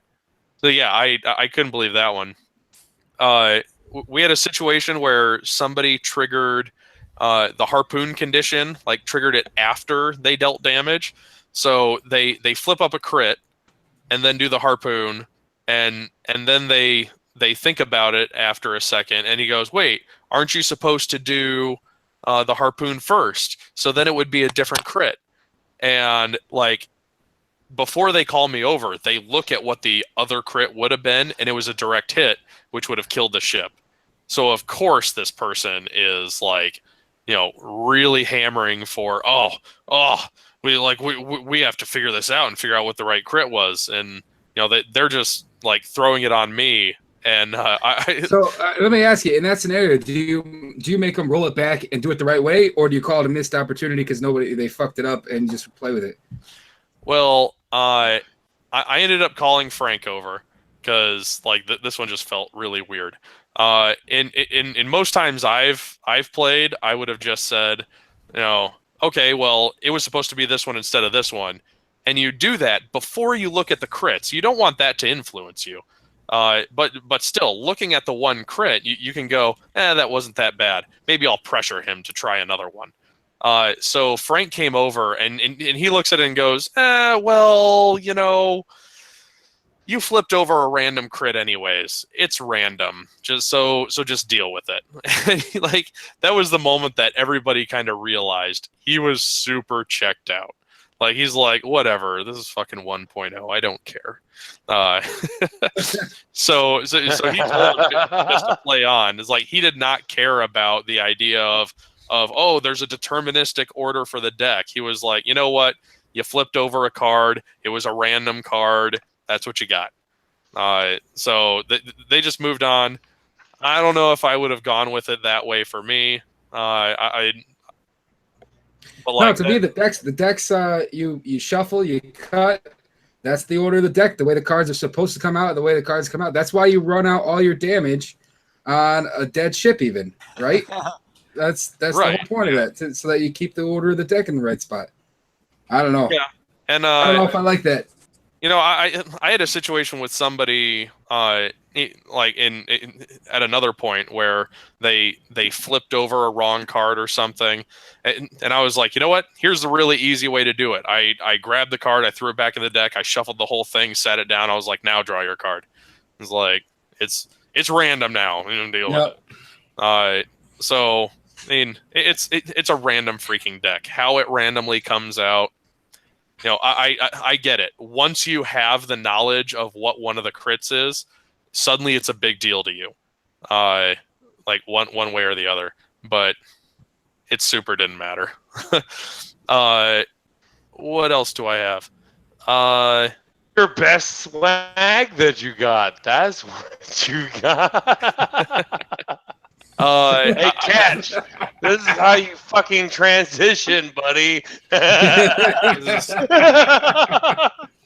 is my favorite swag right here. You just cut them the fuck off. I actually think I did cover everything I wanted to talk about. You did. Yeah, of course. No, the slow play thing. Yeah. Oh. Okay, so how much am I going to call this guy? Game changer. Yeah, this was a game changer. So fucking call slow play on your ass. So there's a pretty popular situation that a lot of people have talked to me about, where somebody got slow played, and it was Paul Heaver. People said gonna get into this. All right. This guy took way too long on his dials, and I'm like, okay, I'll come over and watch it. And when I came over and watched, the guy went at a reasonable pace. And from what I could tell, he didn't know I was there. I was standing behind him a ways. I try to do that, long range, judging, eyeballing thing. And he went at a reasonable pace. Now, people have said that he stalled enough in that one round that he was able to slow play for the rest of it. So whatever. So that game ends. We move on to the next game. And I'm sitting there watching it. This is top 4. So you can narrow it down of who this person is. But Ryan is, playing on the other game, and I'm watching the Gold Squadron stream. And I'm sitting there keeping track on my phone. And it gets down to like 2 minutes left. And it is a super close game. And he looks at me and goes, I can measure to all the targets to make sure who I want to shoot at with this ship, right? I'm like, yeah. So he's sitting there measuring every ship, and he's thinking about it and thinking about it. Oh. And I'm like, are you serious? There's one answer here. Everyone in the building knows what the answer is of who to shoot at. You shoot at either the right answer or you shoot at the wrong answer, and you lose sooner. It's like, this is obvious. Like, this isn't even close. So I'm sitting there, and I grab my phone and I turn off the clock and I stick it back in my pocket, and I just sit back. And I'm like, take your time. Like,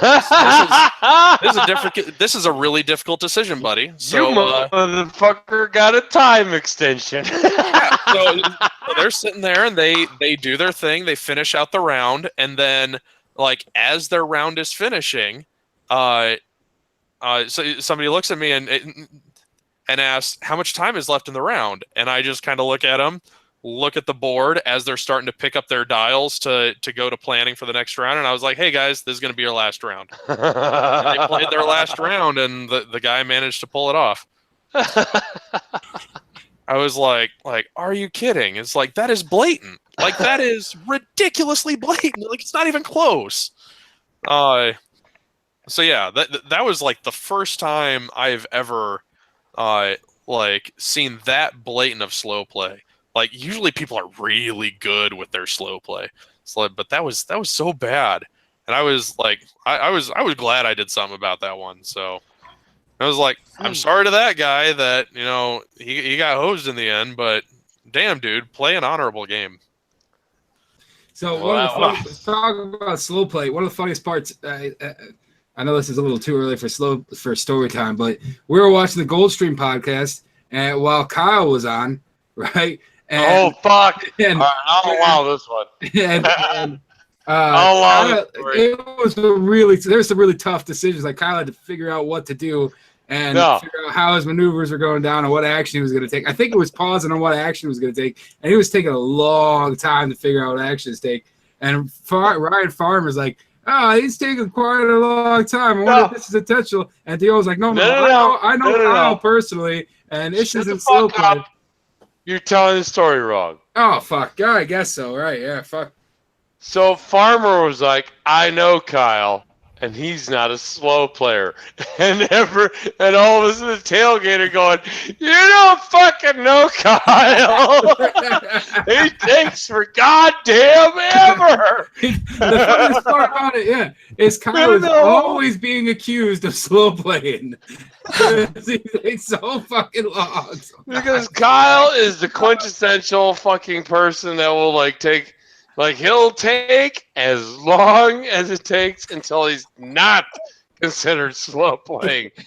But it was just hilarious to see Farmer. I thought it was Dion. I know Kyle. He's I not a slow player. I thought it was D who said that. But either way, Dion could have said it too. Who cares who said it? Who cares who said it? You don't fucking know. The dude totally. The fucking tailgate erupted because we all know better. It was hilarious. Okay. I know which one that was too. That was the reload action. We have a brand new commercial that just debuted last week, and I tell you what, there's no reason for us not to devoid them of any commercial money. So we're gonna let the old OCX 2.0 bodily hygiene kit run again. So take it away, commercial. Oh my god, did you guys hear that commercial? Holy shit. That almost ridiculous. That was fucking good, man. Oh my god. And then with the disclaimer at the end. Yeah, it was great. I cracked up. That was hilarious. And I just think it has to come in the next set has got to be Stinky Sweatpants. Yes. The new set I think is Stinky Sweatpants. I like ass back too. Yeah, the ass back. Oh, that's another one that's gonna be for those of you who know you show off that you're posterior when you sit down. Turns. Was it 11 per turn? Judge. We don't take the crates word. Sorry, I mean it wasn't the crates anyway. It was Dion. Give the. I love the. No, boys, they're talking about Paul's game. I had all the crates up my ass trying to complain about it. Whatever. Yeah, there's a lot of that shit. Get another beer. Yeah. It was shitty because everyone else in the groupies chat was like, "Oh shit, groupie OCX 2.0 commercial," and I'm like, "Fuck you guys! I can't listen to it for another hour." And it's like getting my hopes up, and oh man, did they fucking knock that shit out of the water? I'm starting to think that they might as well just stay on target and maybe up that episode a little bit. Fucking with you, Gordon. Just fucking with you. Well, Gordon needs some new co-hosts because he should does fire need some new co-hosts. All of the other For co-hosts that fuck's didn't sake. get any alt arts. Can you imagine Gordon, AJ, and Padre? Like, Nope, I can't. he'd never speak again.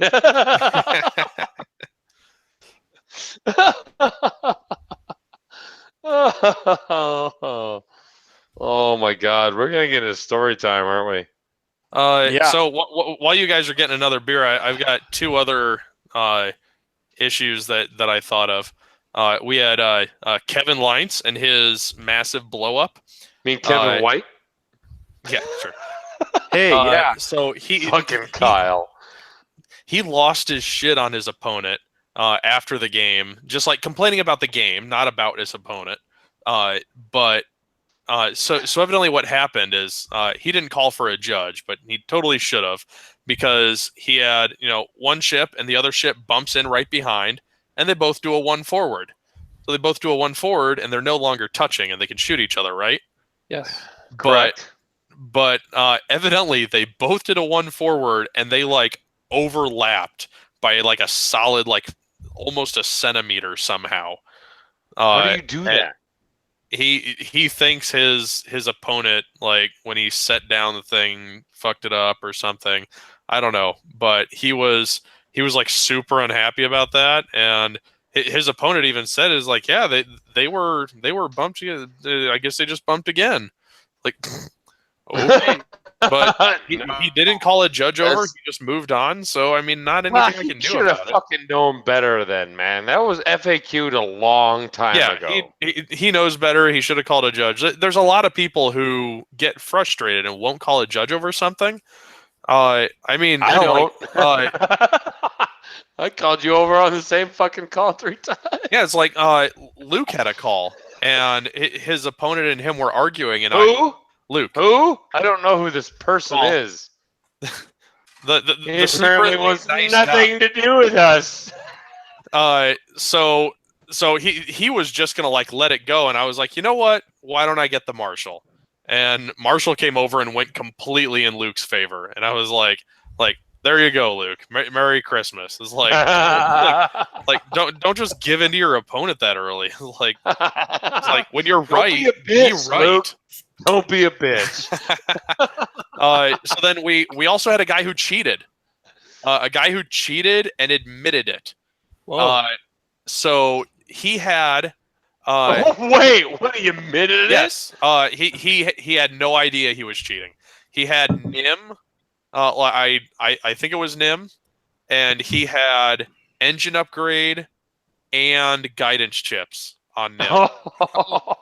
The dream, the fucking dream, right? So he completely didn't realize it, and then like later that day, he comes over and he's like, "Hey guys, I got to tell you, I screwed up."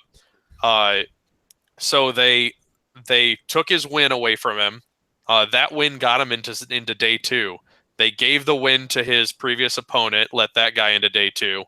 Now, because he came forward and admitted it, they let him keep the 4 and 2 prizes. They were like, you're a good guy. There you go, keep it. I got no problem with that. Yeah, he came forward, he fessed up. Now Wade did play with him a little bit. He was like, "You got to give that prize back," and he got it back, and then he gave it right back to him. I do have a problem with his opponents though. Going, the fuck does him? How did they make it all the way through 6 rounds? Because he has so somebody being like, yeah, what the fuck? Yeah, I mean, he had so many fucking upgrades. Now I wonder how many times he actually used both in a game or whatever. But man, come on, he had it. Oh, he definitely used guidance chips, right? And then he probably boosted once or twice. Who knows? Yeah, I don't know. I'm assuming he used boost. Took his loss and he didn't make day 2 because of it. So I give him a lot of credit. Hey. I mean, I'm going to go with honest mistakes, guidance chips, 0 point. You've run NIM enough. It's like an auto-include kind of a thing. Well, but every squad builder won't. Worlds, man. Come on. If you build it in a squad builder, it won't let you. It won't let you, right? And how many of us build squads on paper? You know, honestly, if I were him, I would have just like rolled the cheat You out. are excluded from this. You don't know any better. You gotta. You You probably gotta still haven't fucking updated your squad builder since Back in fucking my day, I didn't 2017. use a squad builder. You gotta ride the cheat out, man. You gotta ride it out. If he got through all of day one, just You show and up day goddamn two Padre are still without the paper and pencil. without the engine upgrade on it, and just go with it. God Well, damn my it. my guess is he probably felt like he wasn't going to make day 2. Then when he realized he was like, "Oh man, maybe I should confess because I shouldn't be here." They might actually check lists on day Yeah. 2. Exactly. Shit. Okay, I need Do another. they? Do No. they go? You know, seriously though, I was surprised they didn't check lists. I didn't see anybody checking lists at day 2 or at Worlds. I mean, they were all behind the counter, and they had a couple people off that side table. I wouldn't doubt if it happened maybe once or twice. I don't think it did. I don't think it would. I Well, mean, I and love the until there's fact that there's a discrepancy, I don't think they do. We And know. then They Who checked the knows? shit. Brent Wong fucking checked my list twice at Gen Con last year. they do it randomly though. They well, at Gen go- they yeah, were go- all over it at Gen Con. Go, They were go all talk over to it. Kyle and talk about random. Right, Kyle? What about random? Checking lists at random. Oh, you got checked multiple times, Kyle. Oh yeah, with the triple contracted scout. Yeah, Gen Con, he got checked like 3 or 4 times. It's No, true. Brent- I didn't see him do any list checking or damage deck checking at Gen Con or at Worlds. I mean, Well, they're not Well- going to damage deck check because but that's they've made you like last year. They made us all count them in front of our well, opponents. you Make sure spread, they have O. day 2, they made everybody spread them out. Or Oh, they they did. were Okay. supposed to. Did they do that this year, Kyle? They made sure that we counted them before we started. yeah. Is Chico back? Yeah, Yes. I'm back. Yeah. Did you check any lists? We definitely checked when we got to the top cut. Yeah. There was a guy who was sitting with all the lists, and he was checking, like just kind of like eyeballing them, making sure nothing looked crazy. Evidently he didn't see anything. Oh, he Yeah. wasn't taking them down for the FFG live stream because the FFG live stream was the whole reason the ion bomb incident happened.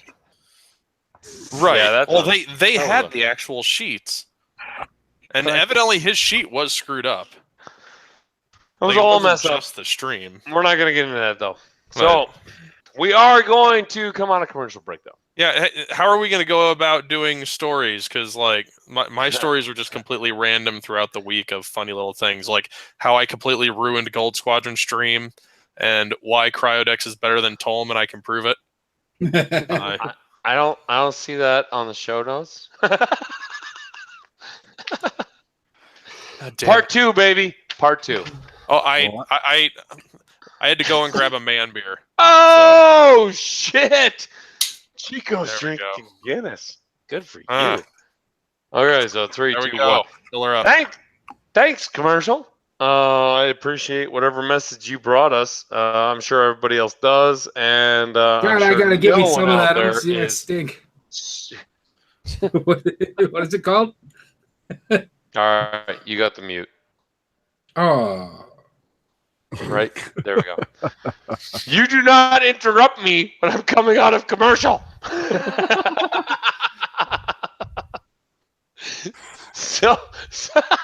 So thanks, commercial. Anyway, back to our new section. Mark, I don't know if we're gonna be able to fit in story time. Oh, now I can't unmute him.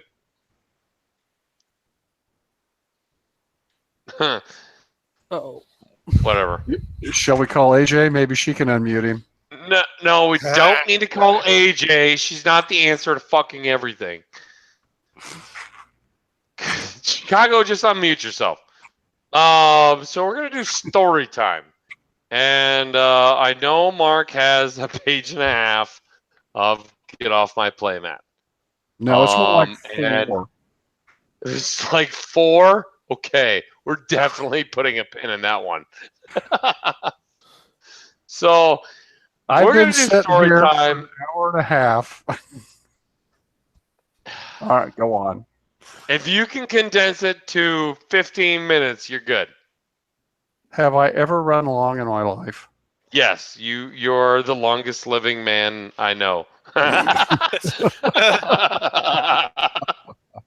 All right, everyone's favorite segment, Uncle Mark with Get Off My Playmat. Well, to start out, I thought last week was handled nicely. Good job, B team. Going further on the commercial with the crack spackle, I hear that we have in a secret laboratory in Fort Wayne, Luke Carrington at this moment working on various mixes to have color-coded crack spackle so it'll match the skin tone and texture of each individual that wants to flaunt their butt crack. I hear that he's gone with a selected flavor of Caucasian, brown, Oriental, and others to come up with just the right hue and tone to fill in even the most annoying and hairy crack that arises at certain situations. I heard OCX.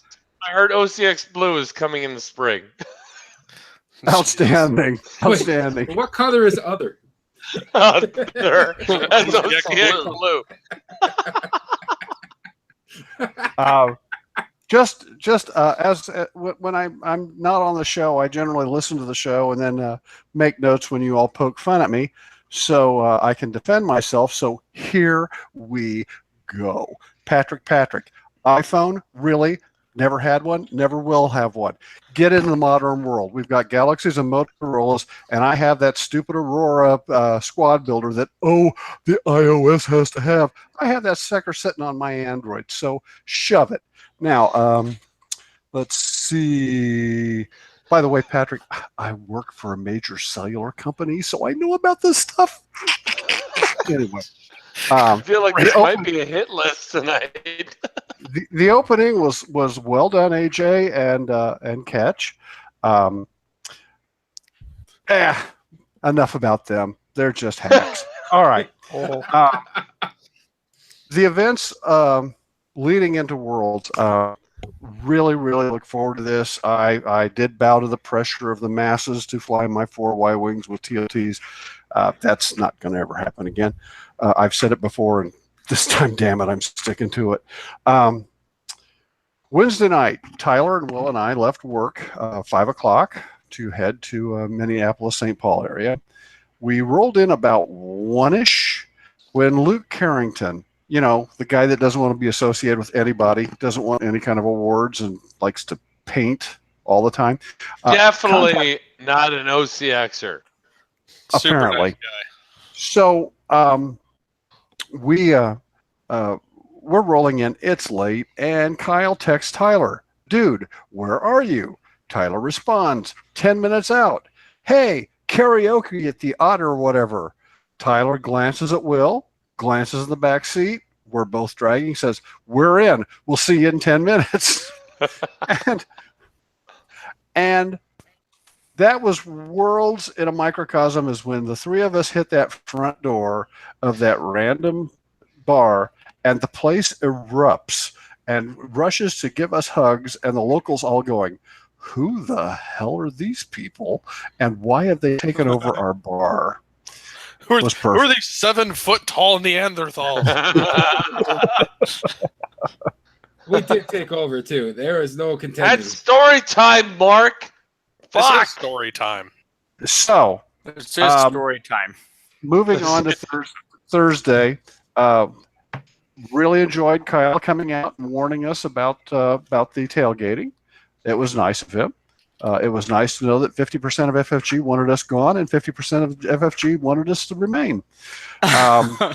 While inside, I was accosted by the Thule Squadron, who had swag for me. Yes. I've been contacted Squadron. Now- Not now- Thule. People keep saying Thule. Get It's fucking Thule. right, It's Thule. people. Anyway, and Thule. yes, I know about the Black Death. Oh my God. Anyway, nice swag. Probably the coolest alt art card that I got for the entire time was the Whisper card with Whisper cloaked. And all of it in Icelandic, so you can't figure out what the hell it is. It took Chico and I to stand there and look at the numbers to figure out it was Whisper. That was so cool. So anyway, they literally showed that to Aaron Bonner, who is probably the gift of Whisper, and he's like, "Whose alt art card is that?" They go, "It's Whisper," and Aaron Bonner went, "Oh fuck, the greatest alt art card of all time." ever. I met the Salt Squadron guys, Kyle, Jim, and Piero. Kyle, I mistook for somebody with the crates, and when I gave him a hug, I said, "Boy, I hate you guys." and I got this blank look, and then it dawned on me who they were. Like the next day, so I immediately found him and I gave him a big hug and said, "I don't hate you guys. I was mistaken. I thought you were a crate. You're a salt. You're so much better than you're so much better than a crate." And I got to sitting and talking to him, and I mentioned to him, I said, "You know, guys, I saw those templates you put out, and they were gorgeous. They were black and red, but they had blood splatters all over them. And I considered getting a set, but it was going to be like the cost of the set and cost time and a half to have it shipped to the States." And I just said, "Oh man, you know, those are gorgeous, but nah, I don't need them." After the fiasco of the Goldies, Tyler and I were standing out in the hallway with Jeff Burling, and we were watching all the midgets walk by as we were talking.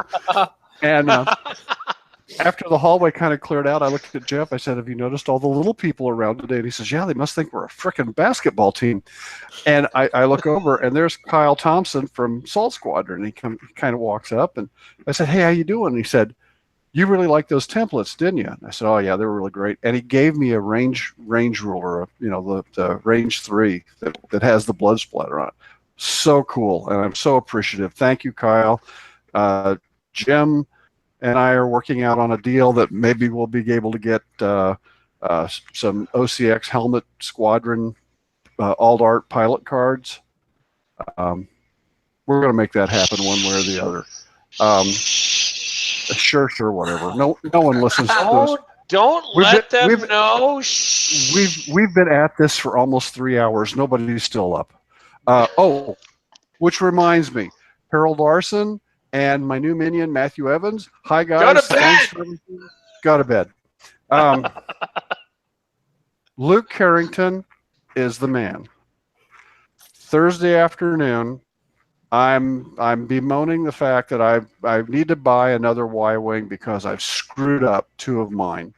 And he goes, "Hey, I'm going back to the room to paint for a little bit." And I'm thinking, that's so Luke. Here we are at Worlds, and he's going to go back to the room. Yeah, he had his full paint set just taken over the whole hotel room. So he says, "Let me have your Y-wings. I'll see what I can do." And he says, "Well, what were you looking for?" I said, "Well, I was kind of looking for OCX colors, but I had my Battletech figs with me, so I pulled a couple of them out and said, but I could go for something like this." And he goes, "I understand completely." Hour and a half later, he brings back completely repainted Y-wings, even to the point of having the OCX logo down. Absolutely fucking gorgeous. Gorgeous. And during game 5 of my 0-5 streak, he walks by and he says, "I know you're having a tough day, but damn, those ships look really good."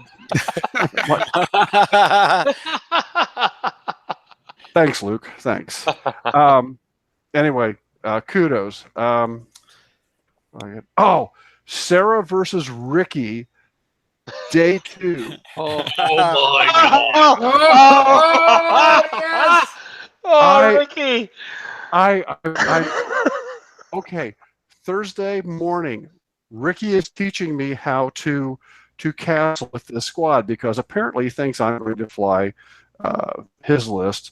I wasn't, but I let him sit there and show me how to do it for like 45 minutes. And Sarah comes over and says, "Ricky flew off the board." I'm going, "What?" Says, "Yeah, he started out of order and flew off the board." And I went, huh, I bet he was a little salty. Yes, but he just signed the slip and we played it out anyway. Yeah, that was first game on day 2. Just First game, wrecked. day 2. And I'm sitting there I'm actually watching Farmer's game to try to help him see if the other guy is slow playing. And I have no idea how to judge slow play. So I was like, sure, Farmer, I got you. I thought I'd be cute and like time my watch. I don't know what I'm doing. And all of a sudden, 10 minutes later, Sarah comes up to me. She got this biggest look on her face. She goes, Ricky ran his chips off the board. And I went, no. I was like so happy at one point, but so sad. Ricky just dropped to join us in the parking lot. Yeah, I did. Brent, Wog, Chico, you guys just worked your tails off. I don't know what the other guy was doing, apparently making bad calls all day for everybody else. During the final game, I was standing behind the French national champion, not realizing it was the French national champion. And there was a guy sitting next to him from Philadelphia, and he turns and says, "Aren't you Uncle Mark?" And I said, "Yes, I am." And he told me his name. Of course, I immediately forgot it. But he said that he listens to us not live stream, but after it's been cut and edited. And he says, "Man, you guys are really great. I just really, really like watching, listening to you, and I like the way you try to herd the cats." And I said, "Yeah, that's what it is, herding a bunch of cats." And the guy sitting on the other side of the French national champion made a comment, and I made a comment back to him, and I went, "Oh, pardon my French." And then it dawns on me, oh, there's the French guy. And I went, or my English.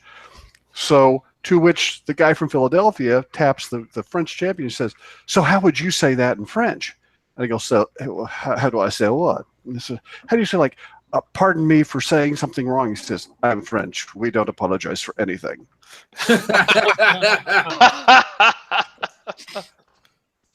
So,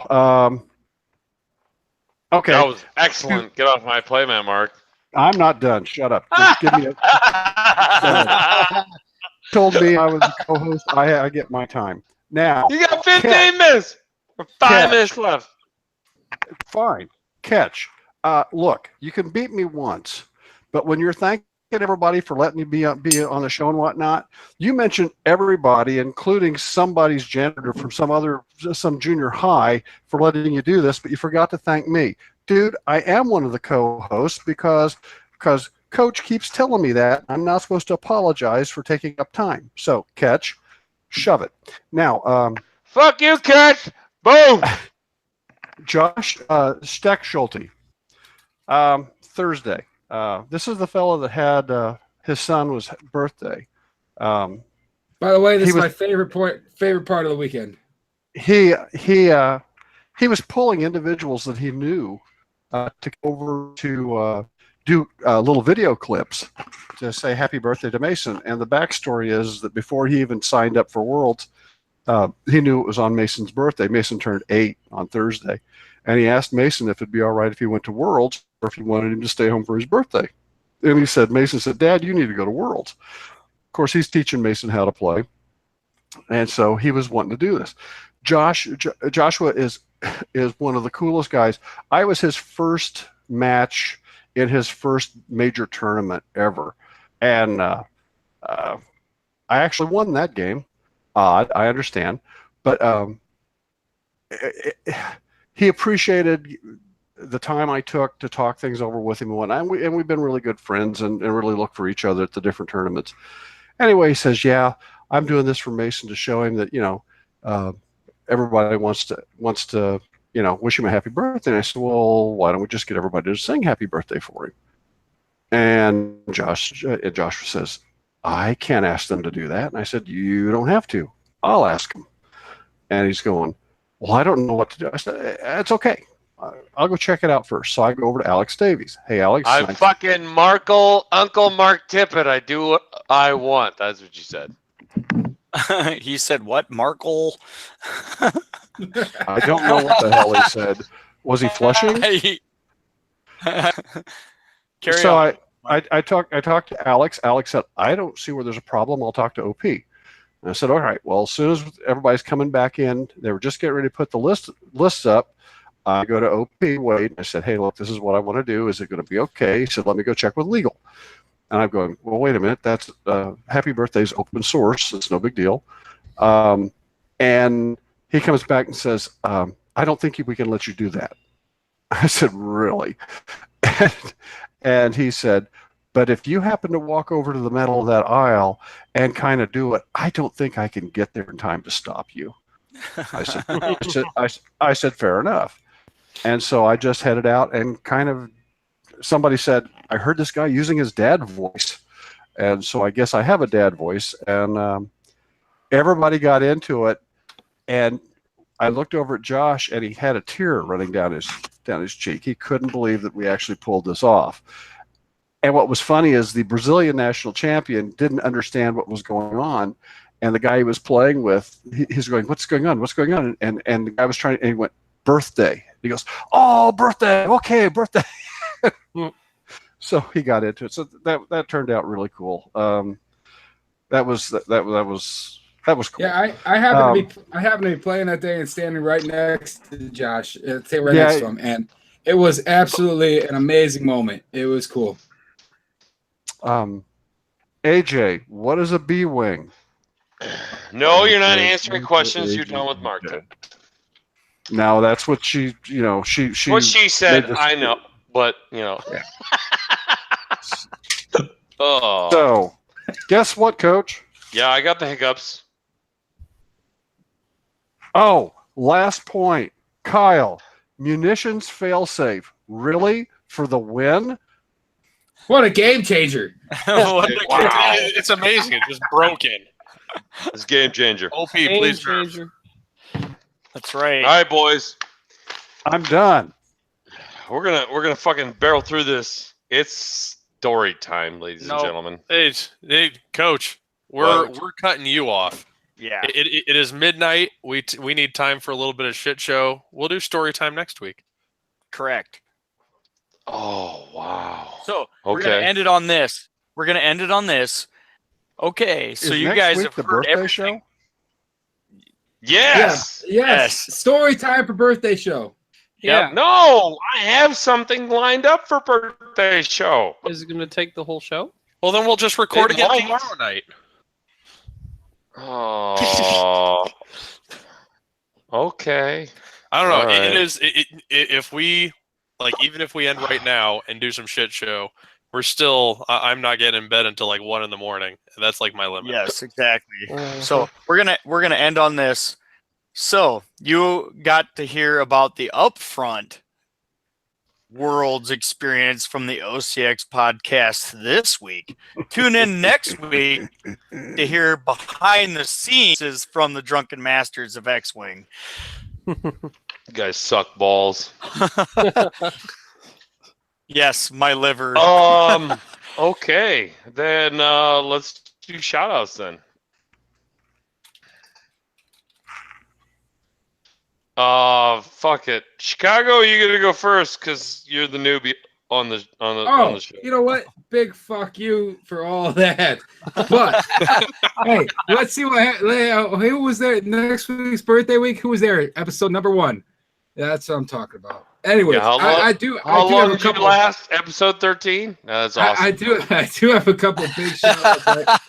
I'm gonna first out give a shout out to the rest of the OCX road crew that came up with Mother John and Alabama. They were troopers putting up with us, and they did a great job. They had a blast too, I hope.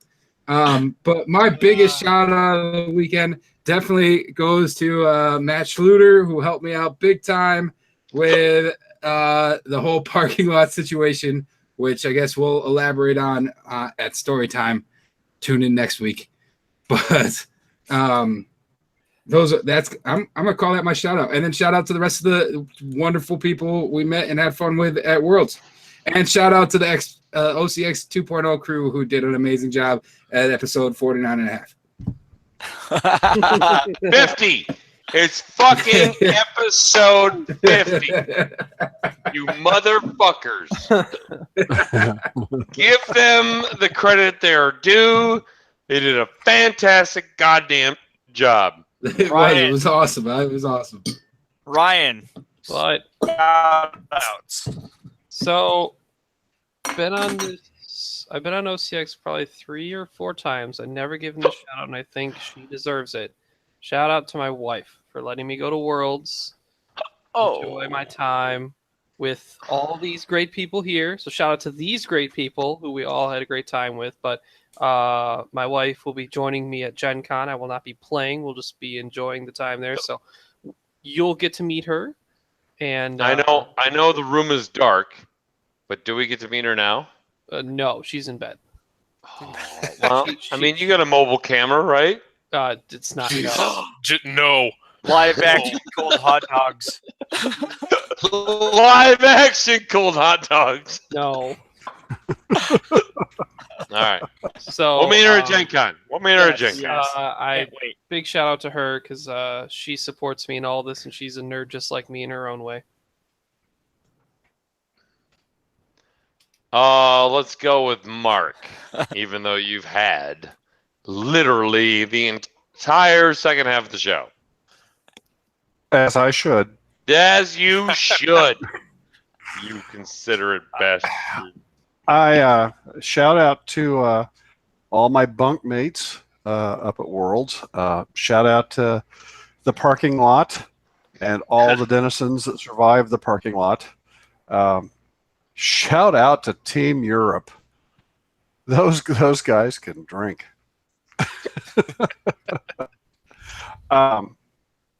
Shout out to Simeon.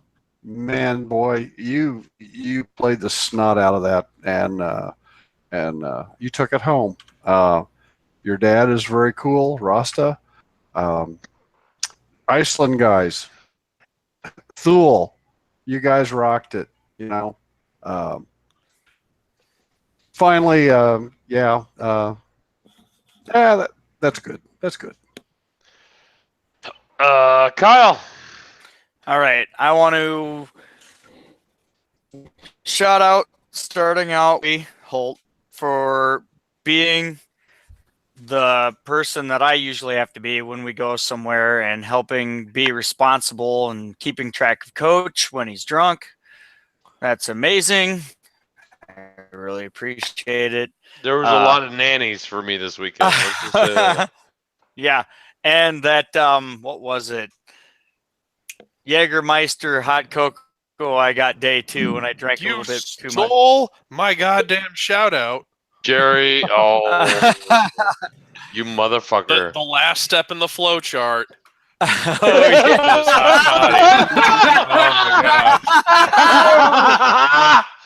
Oh, yes, he is the last step in the flow chart. He's Saving step us. 10, man. Oh, my God. Jerry's step 10.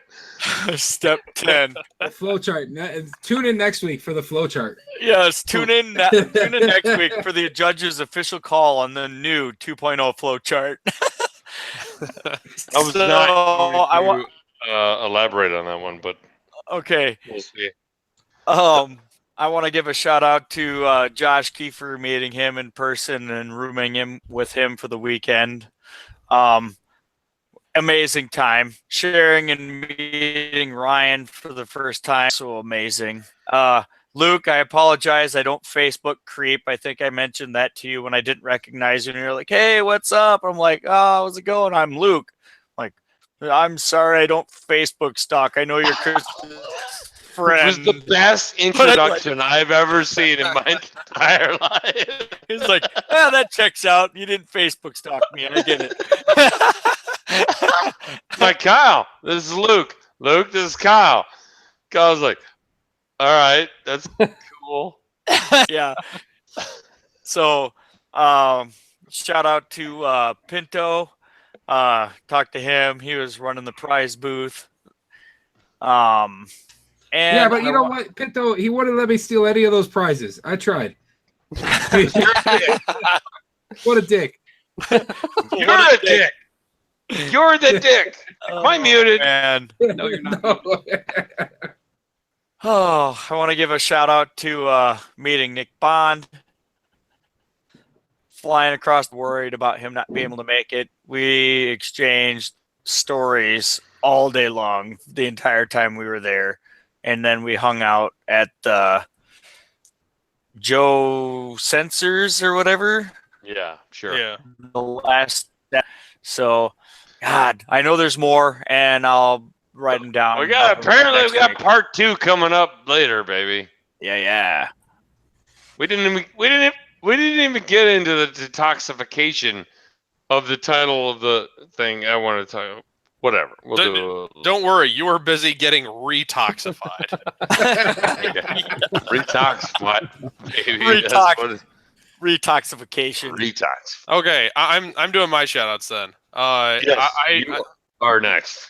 My shout out goes out to everybody who made my life easy this last week. Now there were plenty of hard calls, but everything went smooth. Every time we had to deal with a situation, it was dealt with quickly, and people like whether they agreed or not, they just kind of went, okay, fine, that's how we're doing it, and they moved on. Everybody showed a lot of appreciation to us. I know that goes further than a lot of you realize, because I mean, like we are in physical pain, like doing that. Like it's not an easy job. So to everybody who thanked us, people who bought me a beer at the bar. I don't know if I paid for a beer the whole week, which is amazing. So thank all those people. Luke for putting up with me and making sure the drive didn't suck. So yes, thank you to everybody who made everything easier. That week could have sucked, but it was awesome. Okay. That brings it to me. I wanna first of all thank and it's kind of made me sad a little bit that no one in the podcast that I've listened to the last week has thanked the FFG staff. I'm gonna first of all go out and our intention was probably to push them as far as we could go. Everyone knew we were going to tailgate. Like we didn't make it not known. We were going to tailgate at FFG Center. And at 8:30 in the morning, we did that. And God bless the man. I don't know what his name was, but Kyle. he came up to us at 8 o'clock in the morning. I had a beer in my hand, as well as 3 other people. And he says, guys, I got 2 things for you. And I'm thinking, oh, fuck, go to jail, blah, blah, blah. He says, welcome to Worlds, and you can't park here. I went, oh, shit, okay. If that's your problems, those are definitely my problems, and I'll abide by those. So thank you very much. I want to give a huge shout out to Kyle Decker. I really hope he didn't get fired Monday after Worlds, because I feel like I made his job harder. Our intention was to tailgate, and when I tailgate, guys, I mean I offer free beers. I mean I don't want everyone to sit up there and get super fucking drunk, but I mean I do that, not you guys. But I want you to sit there, grab a beer, have a good time. I knew we were probably stealing revenue away from FFG, and on a minuscule scale, that probably happened. But he was super nice enough to let us continue what we were doing. He could have easily come outside and says, "This, no more, done." It wasn't until Tyler showed up with his 13 by 13-foot canopy. We learned where the line was. And for a guy who's running an entire game center at Worlds, I cannot even imagine his job at the moment. Like, that is such a stressful thing. And after looking back on it, I feel like I gave him more stress to deal with. And I feel bad about that. But not bad enough to not do it next year, because damn, did we meet a lot of people this year. And I think everyone had a great time. Yeah, no, next year we're getting permits. Yeah, next year permits. I'm fairly good at paperwork. And we're gonna get the proper permits. I ultimately want to give my hugest shout out to Kyle Decker and Wade Pache at the amazing job that they did this year at Worlds. Compared to last year, it was way better. It was awesome. It was such a good time. I can't fathom a person that said that they had a terrible time at Worlds. So that all reflects on them, their staff, everybody at FFG. If you guys are listening and you work during Worlds, fucking, I'd stand up and applause, but it doesn't really reflect on a podcast. So just take it in the back of your head that that's what I'm doing right now. They did such a great job. Second shout out goes to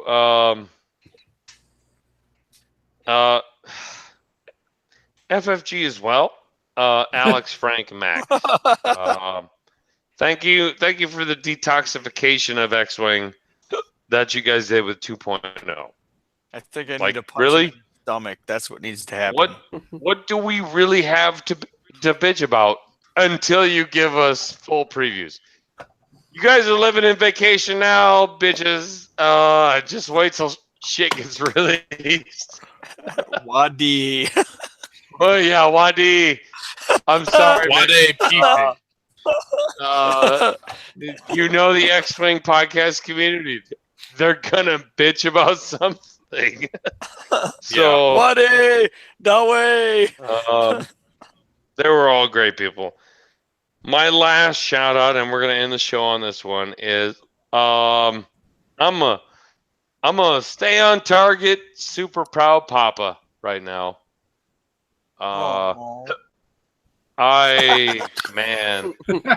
no, it's not gonna be Goldie. It's not gonna be Goldie's emotional, but it's pretty fucking close, guys.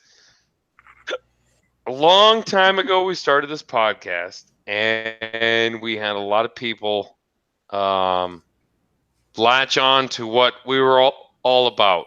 It was all about just having fun talking X-Wing. That's right. And we had a select few people. I mean, I don't want to select them out, but it was a good core of people that, I mean, we called them the groupies, and I hope they wear that term with a term of endearment, with pride. And we always say we were always going to let our listeners onto the show. In no way did I think we were going to let our listeners take over a show. In no way did I think that was going to be happening. But in a crazy world, we let a few of them do that. And holy shit. For people who have not talked to each other for a year, which we all have been doing, oh, fucking hiccups. It's perfect though. Keep going. They picked up a torch and ran with it, and it was just beautiful. I mean, wow, guys. AJ, Catch, Patrick, Padre, and Mark. I know you guys put a lot of work into that show, and it reflected. And it was awesome. It was fucking awesome. It was one of the best shows I've heard in a long time. Yeah. So speaking of which, I don't mean to cut you off, but can we use AJ's intro from here on out? No, you She didn't do it that good. But I'm such a proud papa because I know you guys have stuck with us for a long time, and I'm glad we were able to pass torch on to you guys. It really made me nervous a little bit Wednesday night until I got drunk, and then I was fine. But the show you guys produced was far and beyond what I could have comprehended. It was fantastic. Just don't hope you guys are going to do it a whole lot more because you'll fucking take our job left and right. So, Depends to the OCX 2.0 crowd, dilly dilly, my friends. Dilly dilly. Hey. And if you're fucking sticklers, thweek, motherfuckers. God damn it. Mm. Is that it? Not yet. We have one more announcement. It's a big one. It's a really big one. Next week, Somehow ladies and your old gentlemen. lady's pregnant again. Oh, God. Jesus, I hope he's not. Fuck. That would be befitting, though. But next week, everyone, is OCX Radio Podcast 1 year anniversary. Woo! Fucking I'll celebrate on that one, you mute motherfucker. I haven't been here for a year yet. I'll celebrate when I get there. For all those people You're that appropriate. put chains around and drugged through the entire time since we started, we really appreciate all of you listening. So one of the main things and this is why I'm keeping Gordon on the hook for the entire show is one.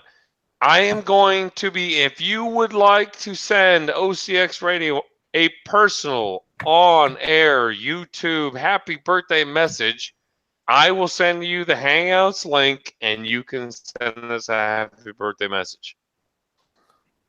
Now, reservations for the first OCX Radio birthday celebration is reserved for a certain Gordon Berg because he is going to release me for that episode of the Gordon Rule. Jesus. Why? Because it's my 1 year birthday, motherfucker, and I'm going to drink whiskey.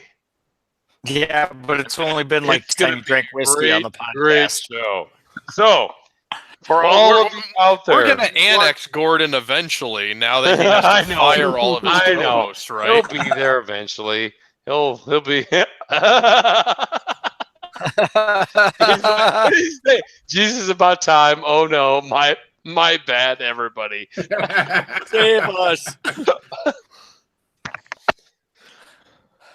So, for all of you listening at home, all of you listening probably on Saturday or after that, if you would like to wish us a happy birthday, please message me, Aaron, the Coach Curl, on Facebook, and I will. Don't do it before then. Don't do it before Wednesday, because I don't want that shit blowing up on me. And I can't remember shit. So on Wednesday, message me if you want to wish us a happy birthday. I will gladly put you on. You're gonna get tops 5 minutes because I think the phone lines are gonna be busy. So, to everyone who's listening and everyone who's watching, man, Worlds was crazy. Worlds was nuts. I think I can speak for everyone that OCX brought the love, and the love was brought to OCX. So until next week, my name is Aaron the Coach Crawl, and that's all you need to know. Cue the yum nubs. Yum nub. Yum nub. This is Chicago's Long first show. yum nub in like It's 8 gonna be 2 parts. months. It's even better with hiccups. It's even better Oh, with hiccups. so bad with hiccups. So bad with hiccups. I thought Ugh. that was Goose Island IPA. That's a good drink choice there, Chicago. Oh yeah, dude, Goose Island from Chicago. All right. Okay, Coach. Are you gonna cry next week like you did at the Goldies? I probably will. I'm gonna stop Zencast. I am so sad that Sarah did not get the video of you crying. Can I stop I'm Zencaster sad. now before we discuss this? Do we need to do another set of snaps before we stop? Yum hick nubs. Man, that was super make Montana mad. But just in case, 3, 2, 1. There you go. Good Lord. That was super that bad. sounded I'm gonna awful. stop recording. Okay, I got it. So, Coach, when are you leaving for Gen Con? Because, I mean, the Gen Con starts on a Thursday. So if you're leaving on a Wednesday, Yep. 2.0 could have another shot. In the club. Oh yeah, Oh, no, they're Wednesday. definitely getting another shot at Gen Con. Hey, There you go. I'm not going to be at Gen Con, so I'll be here to wrangle them. The Well, problem is most Hold of on. the people that were original OCX 2.0 are going to Gen Con. So Hold on, wait. Chico, why are you not going to be at Gen Con? Isn't that There's- in your home state, man? Right, but I am like super out of PTO, so if I'm there at all, it would have to be like a 1-day thing. So like So- throw down the fact that you have to go on like some AT for some like bogus military training. I'm hold gonna tell you this, Chico. If you have a chance to make it like on the weekend days, I have a Patreon idea that's already going on with what we already have going. That it would be super easier to do if you were there. Okay, we'll have to We'll discuss talk later. about it. We'll talk about it later. But Guys, I gotta go to bed. I'm old. I'll Okay. Talk good about- night, Mark. Have an enchanted slumber. Yeah, I have an enchanted slumber. yeah, sure. Okay. Good night. Night, Uncle Mark. Okay, so now that he's gone, I can tell everybody about the flow chart. Oh God, you're gonna do it. I was literally gonna like stricken that from the show notes, No, and that was this is gonna be shit our for little secret. But if you're fine with it, fucking So- go. so we're out at the bar. We are way too drunk. And I have a problem that when I go from being like super smashed to like doing nothing, that's when I get to the point that my head starts spinning, and that's when everything goes bad. So we're sitting there getting fucking White Castle. Oh my God, we waited so fucking long. So we got our White Castle, went back to the hotel, and I'm just trying to hold it together at this point, because I'm like, the fucking world's spinning, and I'm not doing anything. It's like if we would have just karaoke'd until like 6 a.m, I'd have been fine. But we finally get back to the hotel, and I just flop on the bed, and that's about the worst I can do because I'm staring at the ceiling now, and the ceiling's just spinning, and I'm like, motherfucker. Okay. So eventually I realized this just ain't gonna work. So I run into the bathroom, and I just like throw up like crazy. And then I realize, you know what? I kind of have to go to the bathroom too. So fortunately, I followed the flow chart perfectly. I completely threw up, and then I took a shit, and then I took a piss, and then I cleaned myself up, and I went to bed. That is the proper way to do the flow chart. If you try to do multiple parts of the flowchart at the same time, everything goes wrong. So remember, make sure you follow the flowchart for the end of drinking night. There you go. All right. Jesus. It was so bad. Hey, you looked a little paler the next morning.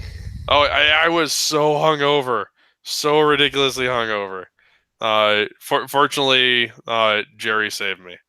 So, thank you, Jerry, Good job. and your elixir of the gods. What is this elixir? It was a massive hot chocolate filled with Jaeger.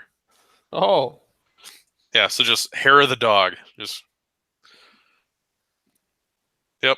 all And right. like it like by the time I got to like the bottom, it was like sludge, and wasn't like, it did not taste great when I got to the bottom. But I just knocked it back, and I was like, okay, and like it was good to go after that. It's a good time.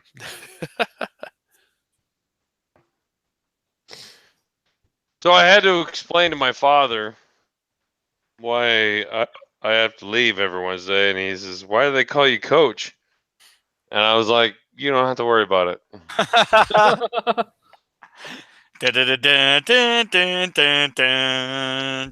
Yeah, he's super interested now. Oh, now maybe your in-laws can watch a show. No, no, Those I are told them they're not allowed. They're not allowed to.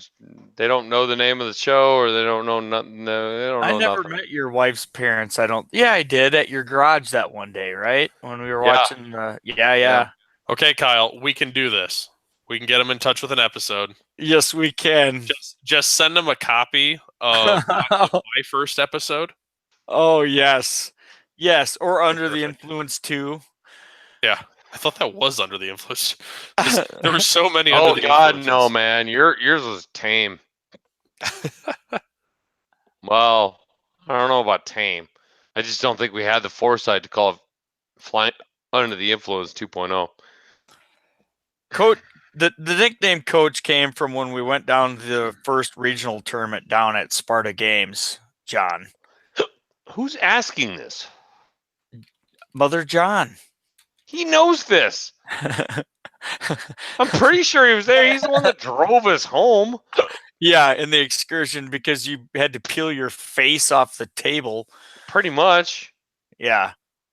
You O2'd and dropped, and then Coach just threw the rest of the day by giving us drinks and like giving us kisses and hugs. Fucking advice, motherfucker. I It give was you kisses advice. and hugs and beers. I mean, that's good advice. That's what was given. I gave you winning advice. And that is all you need to know. Oh, God. So it's a shit show, right? Yeah, it's Yes. been the shit show, man. So Birmingham Barons called me out?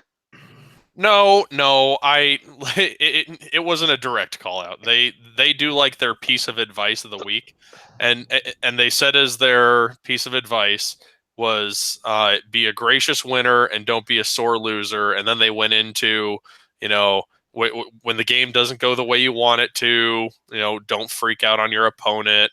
And when you win, be nice to the guy, like let people cool down after a loss. Oh, like shit. Did you hear Gordon and the crew fucking call out Birmingham Barons as illegitimate best new podcast? Yeah. Yes. It was fucking fantastic. That Thank was you, Gordon. Perfect. Thank you, Gordon. I feel like we all did, and maybe that contributed to their advice of the week. But I don't want to piss off Andrew though, because he's super helping us out. yeah, I mean, meeting Andrew was awesome. Andrew was a super awesome guy. We talked a lot about how the hell do we deal with 2.0. So yeah. So he's So, trying his ass off to. For all of you who are about wondering about OCX templates in 2.0, man, I gotta send a. I don't think a lot of people have them yet because I'm personally. Oh God! Shut up! Shut up! I got fucking hiccups. Deal with it. No, I'm talking the chat right now. Oh God, what? What is Luke? What is Luke saying? It's not Luke. Oh, he's talking about the pickles and the burgers. No, that's next week. No more Yeah, spoilers. scroll down. Scroll down. Oh man. I did not say that. What's Gordon saying? I did not say that. Calling out the Barons. Oh, he did say that. Fuck you, Gordon. You did too. It's on record. You know where the best new podcast lies. The best new nominated podcast. You guys definitely should have been nominated, but your group of power shit. So you gotta work on that. I'm sorry. Do you have one of these? Fuck. All right. Do. You know, half of those look like goddamn nominating awards, and those don't count. I can flaunt the fucking nominating awards too. They're legit if you get closer. I was really emotionally ready to talk about like the Goldies tonight, and you guys stripped that away from me. Like I was gonna explain a lot. Yeah, yeah. Look at the pretty, my precious. Yeah. There's only one with your fucking name on it. That's true. Because it's the CAC, and he gave us a card for every person that's part of the CAC. Oh, And, I could have been a best part of find- the CAC too. Yeah. No, I'm actually on the board for the campaign against cancer. And so is Luke. Luke got one of those. And then the best finals match for William Hegwood and Andrew Schmidt. I was the judge. No, He gave me one. this fucking Luke guy. The best part of that is that Luke, the guy who didn't want any award and won an award for the person who was most likely not to want an award and win it, is the only one who flaunted his Goldie on his. Yeah, he took and got a hole punch and punched it through and wore it on his lanyard. He was the only person wearing his Goldie around the next day. This Awesome. This fucking Luke guy that we met this weekend. Yeah, Total that fucking douchebag. Luke guy. Yeah. He's like, I know OCX. I know OCX. He drove my super drunk ass to Walmart, and I think he was pretty impressed by how well I functioned for as drunk as I was in public. But yeah, I mean, we picked Whatever. up. That was the longest Walmart trip ever. No, that was a pretty short Walmart trip. But I played 2 rounds of X-Wing while you were at Walmart. No, no, he was definitely not at Walmart. who was it when at Walmart? I don't know what the fuck you guys are talking about. We went to go pick up more beer and pick up snacks and stuff like that because we were running. Oh, that's the ice cream sandwich incident. Yeah, where we hit Aaron Bonner in the face with the ice cream sandwiches. Okay, all right. I'm glad you got to warm up to Luke. He never warmed up to me. He was just stone cold. It was like I don't like everybody else, but you're a fucking douche. You're a weirdo, coach. You're a weirdo. I remember like walking. I remember walking through the aisle and we're looking. He's like, "Whoa, check a look at these Boston cream Twinkies or whatever." I was like, "But I need to refrain from him. I might see something I need later."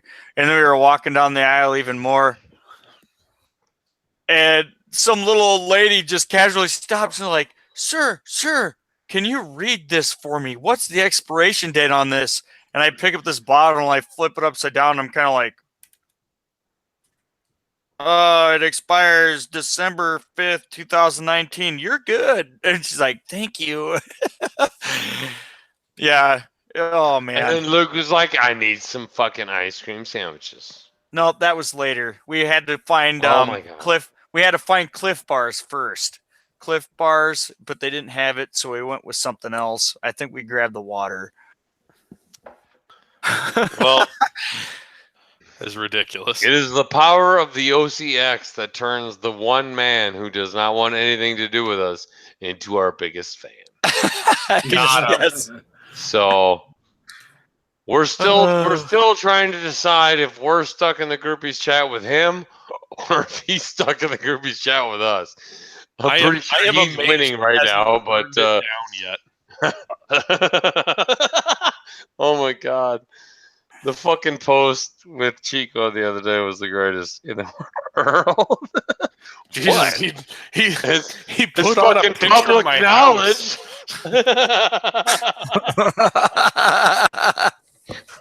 I literally there you go. almost spit my coffee out when I saw that fucking post. Shit. It's like Chico's living better than I am. Fuck this shit. One of us. Sorry? One of us. One of us. One of us. Come for the AJ, stay for the content. Oh shit! Next fucking t-shirt. I'm sorry. I'm making bullshit cheap ass t-shirts. Come for the AJ, stay for the coach.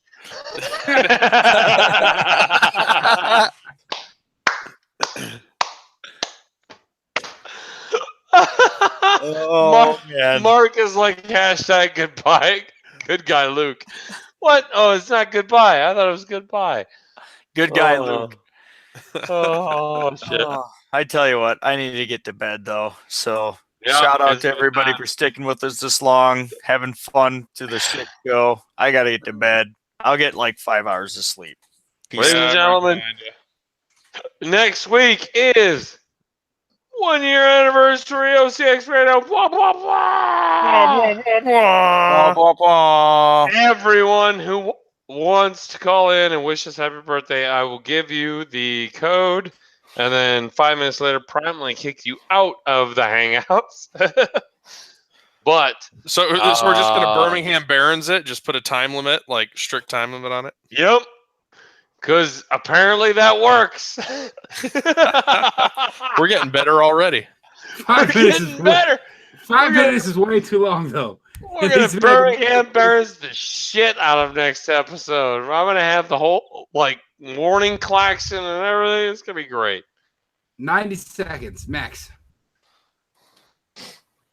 Maybe. Cake day. I might make a cake. Fuck yeah, I'm going to make my wife make a cake. She loves making cakes. She sees me get out a cake pan and cake mix. She's like, don't. Just let me do it. Speaking of baking and wives, I can see if my wife can bake some cookies and bring them to Gen Con. You should do that. She's Wookie cookies, baby. She's a famous cookie maker amongst my coworkers that get to eat her extra cookies the next day. Okay, so yes, do that. How many drunk assists left are there? I don't. Whoa! Oh! Fucking Padre.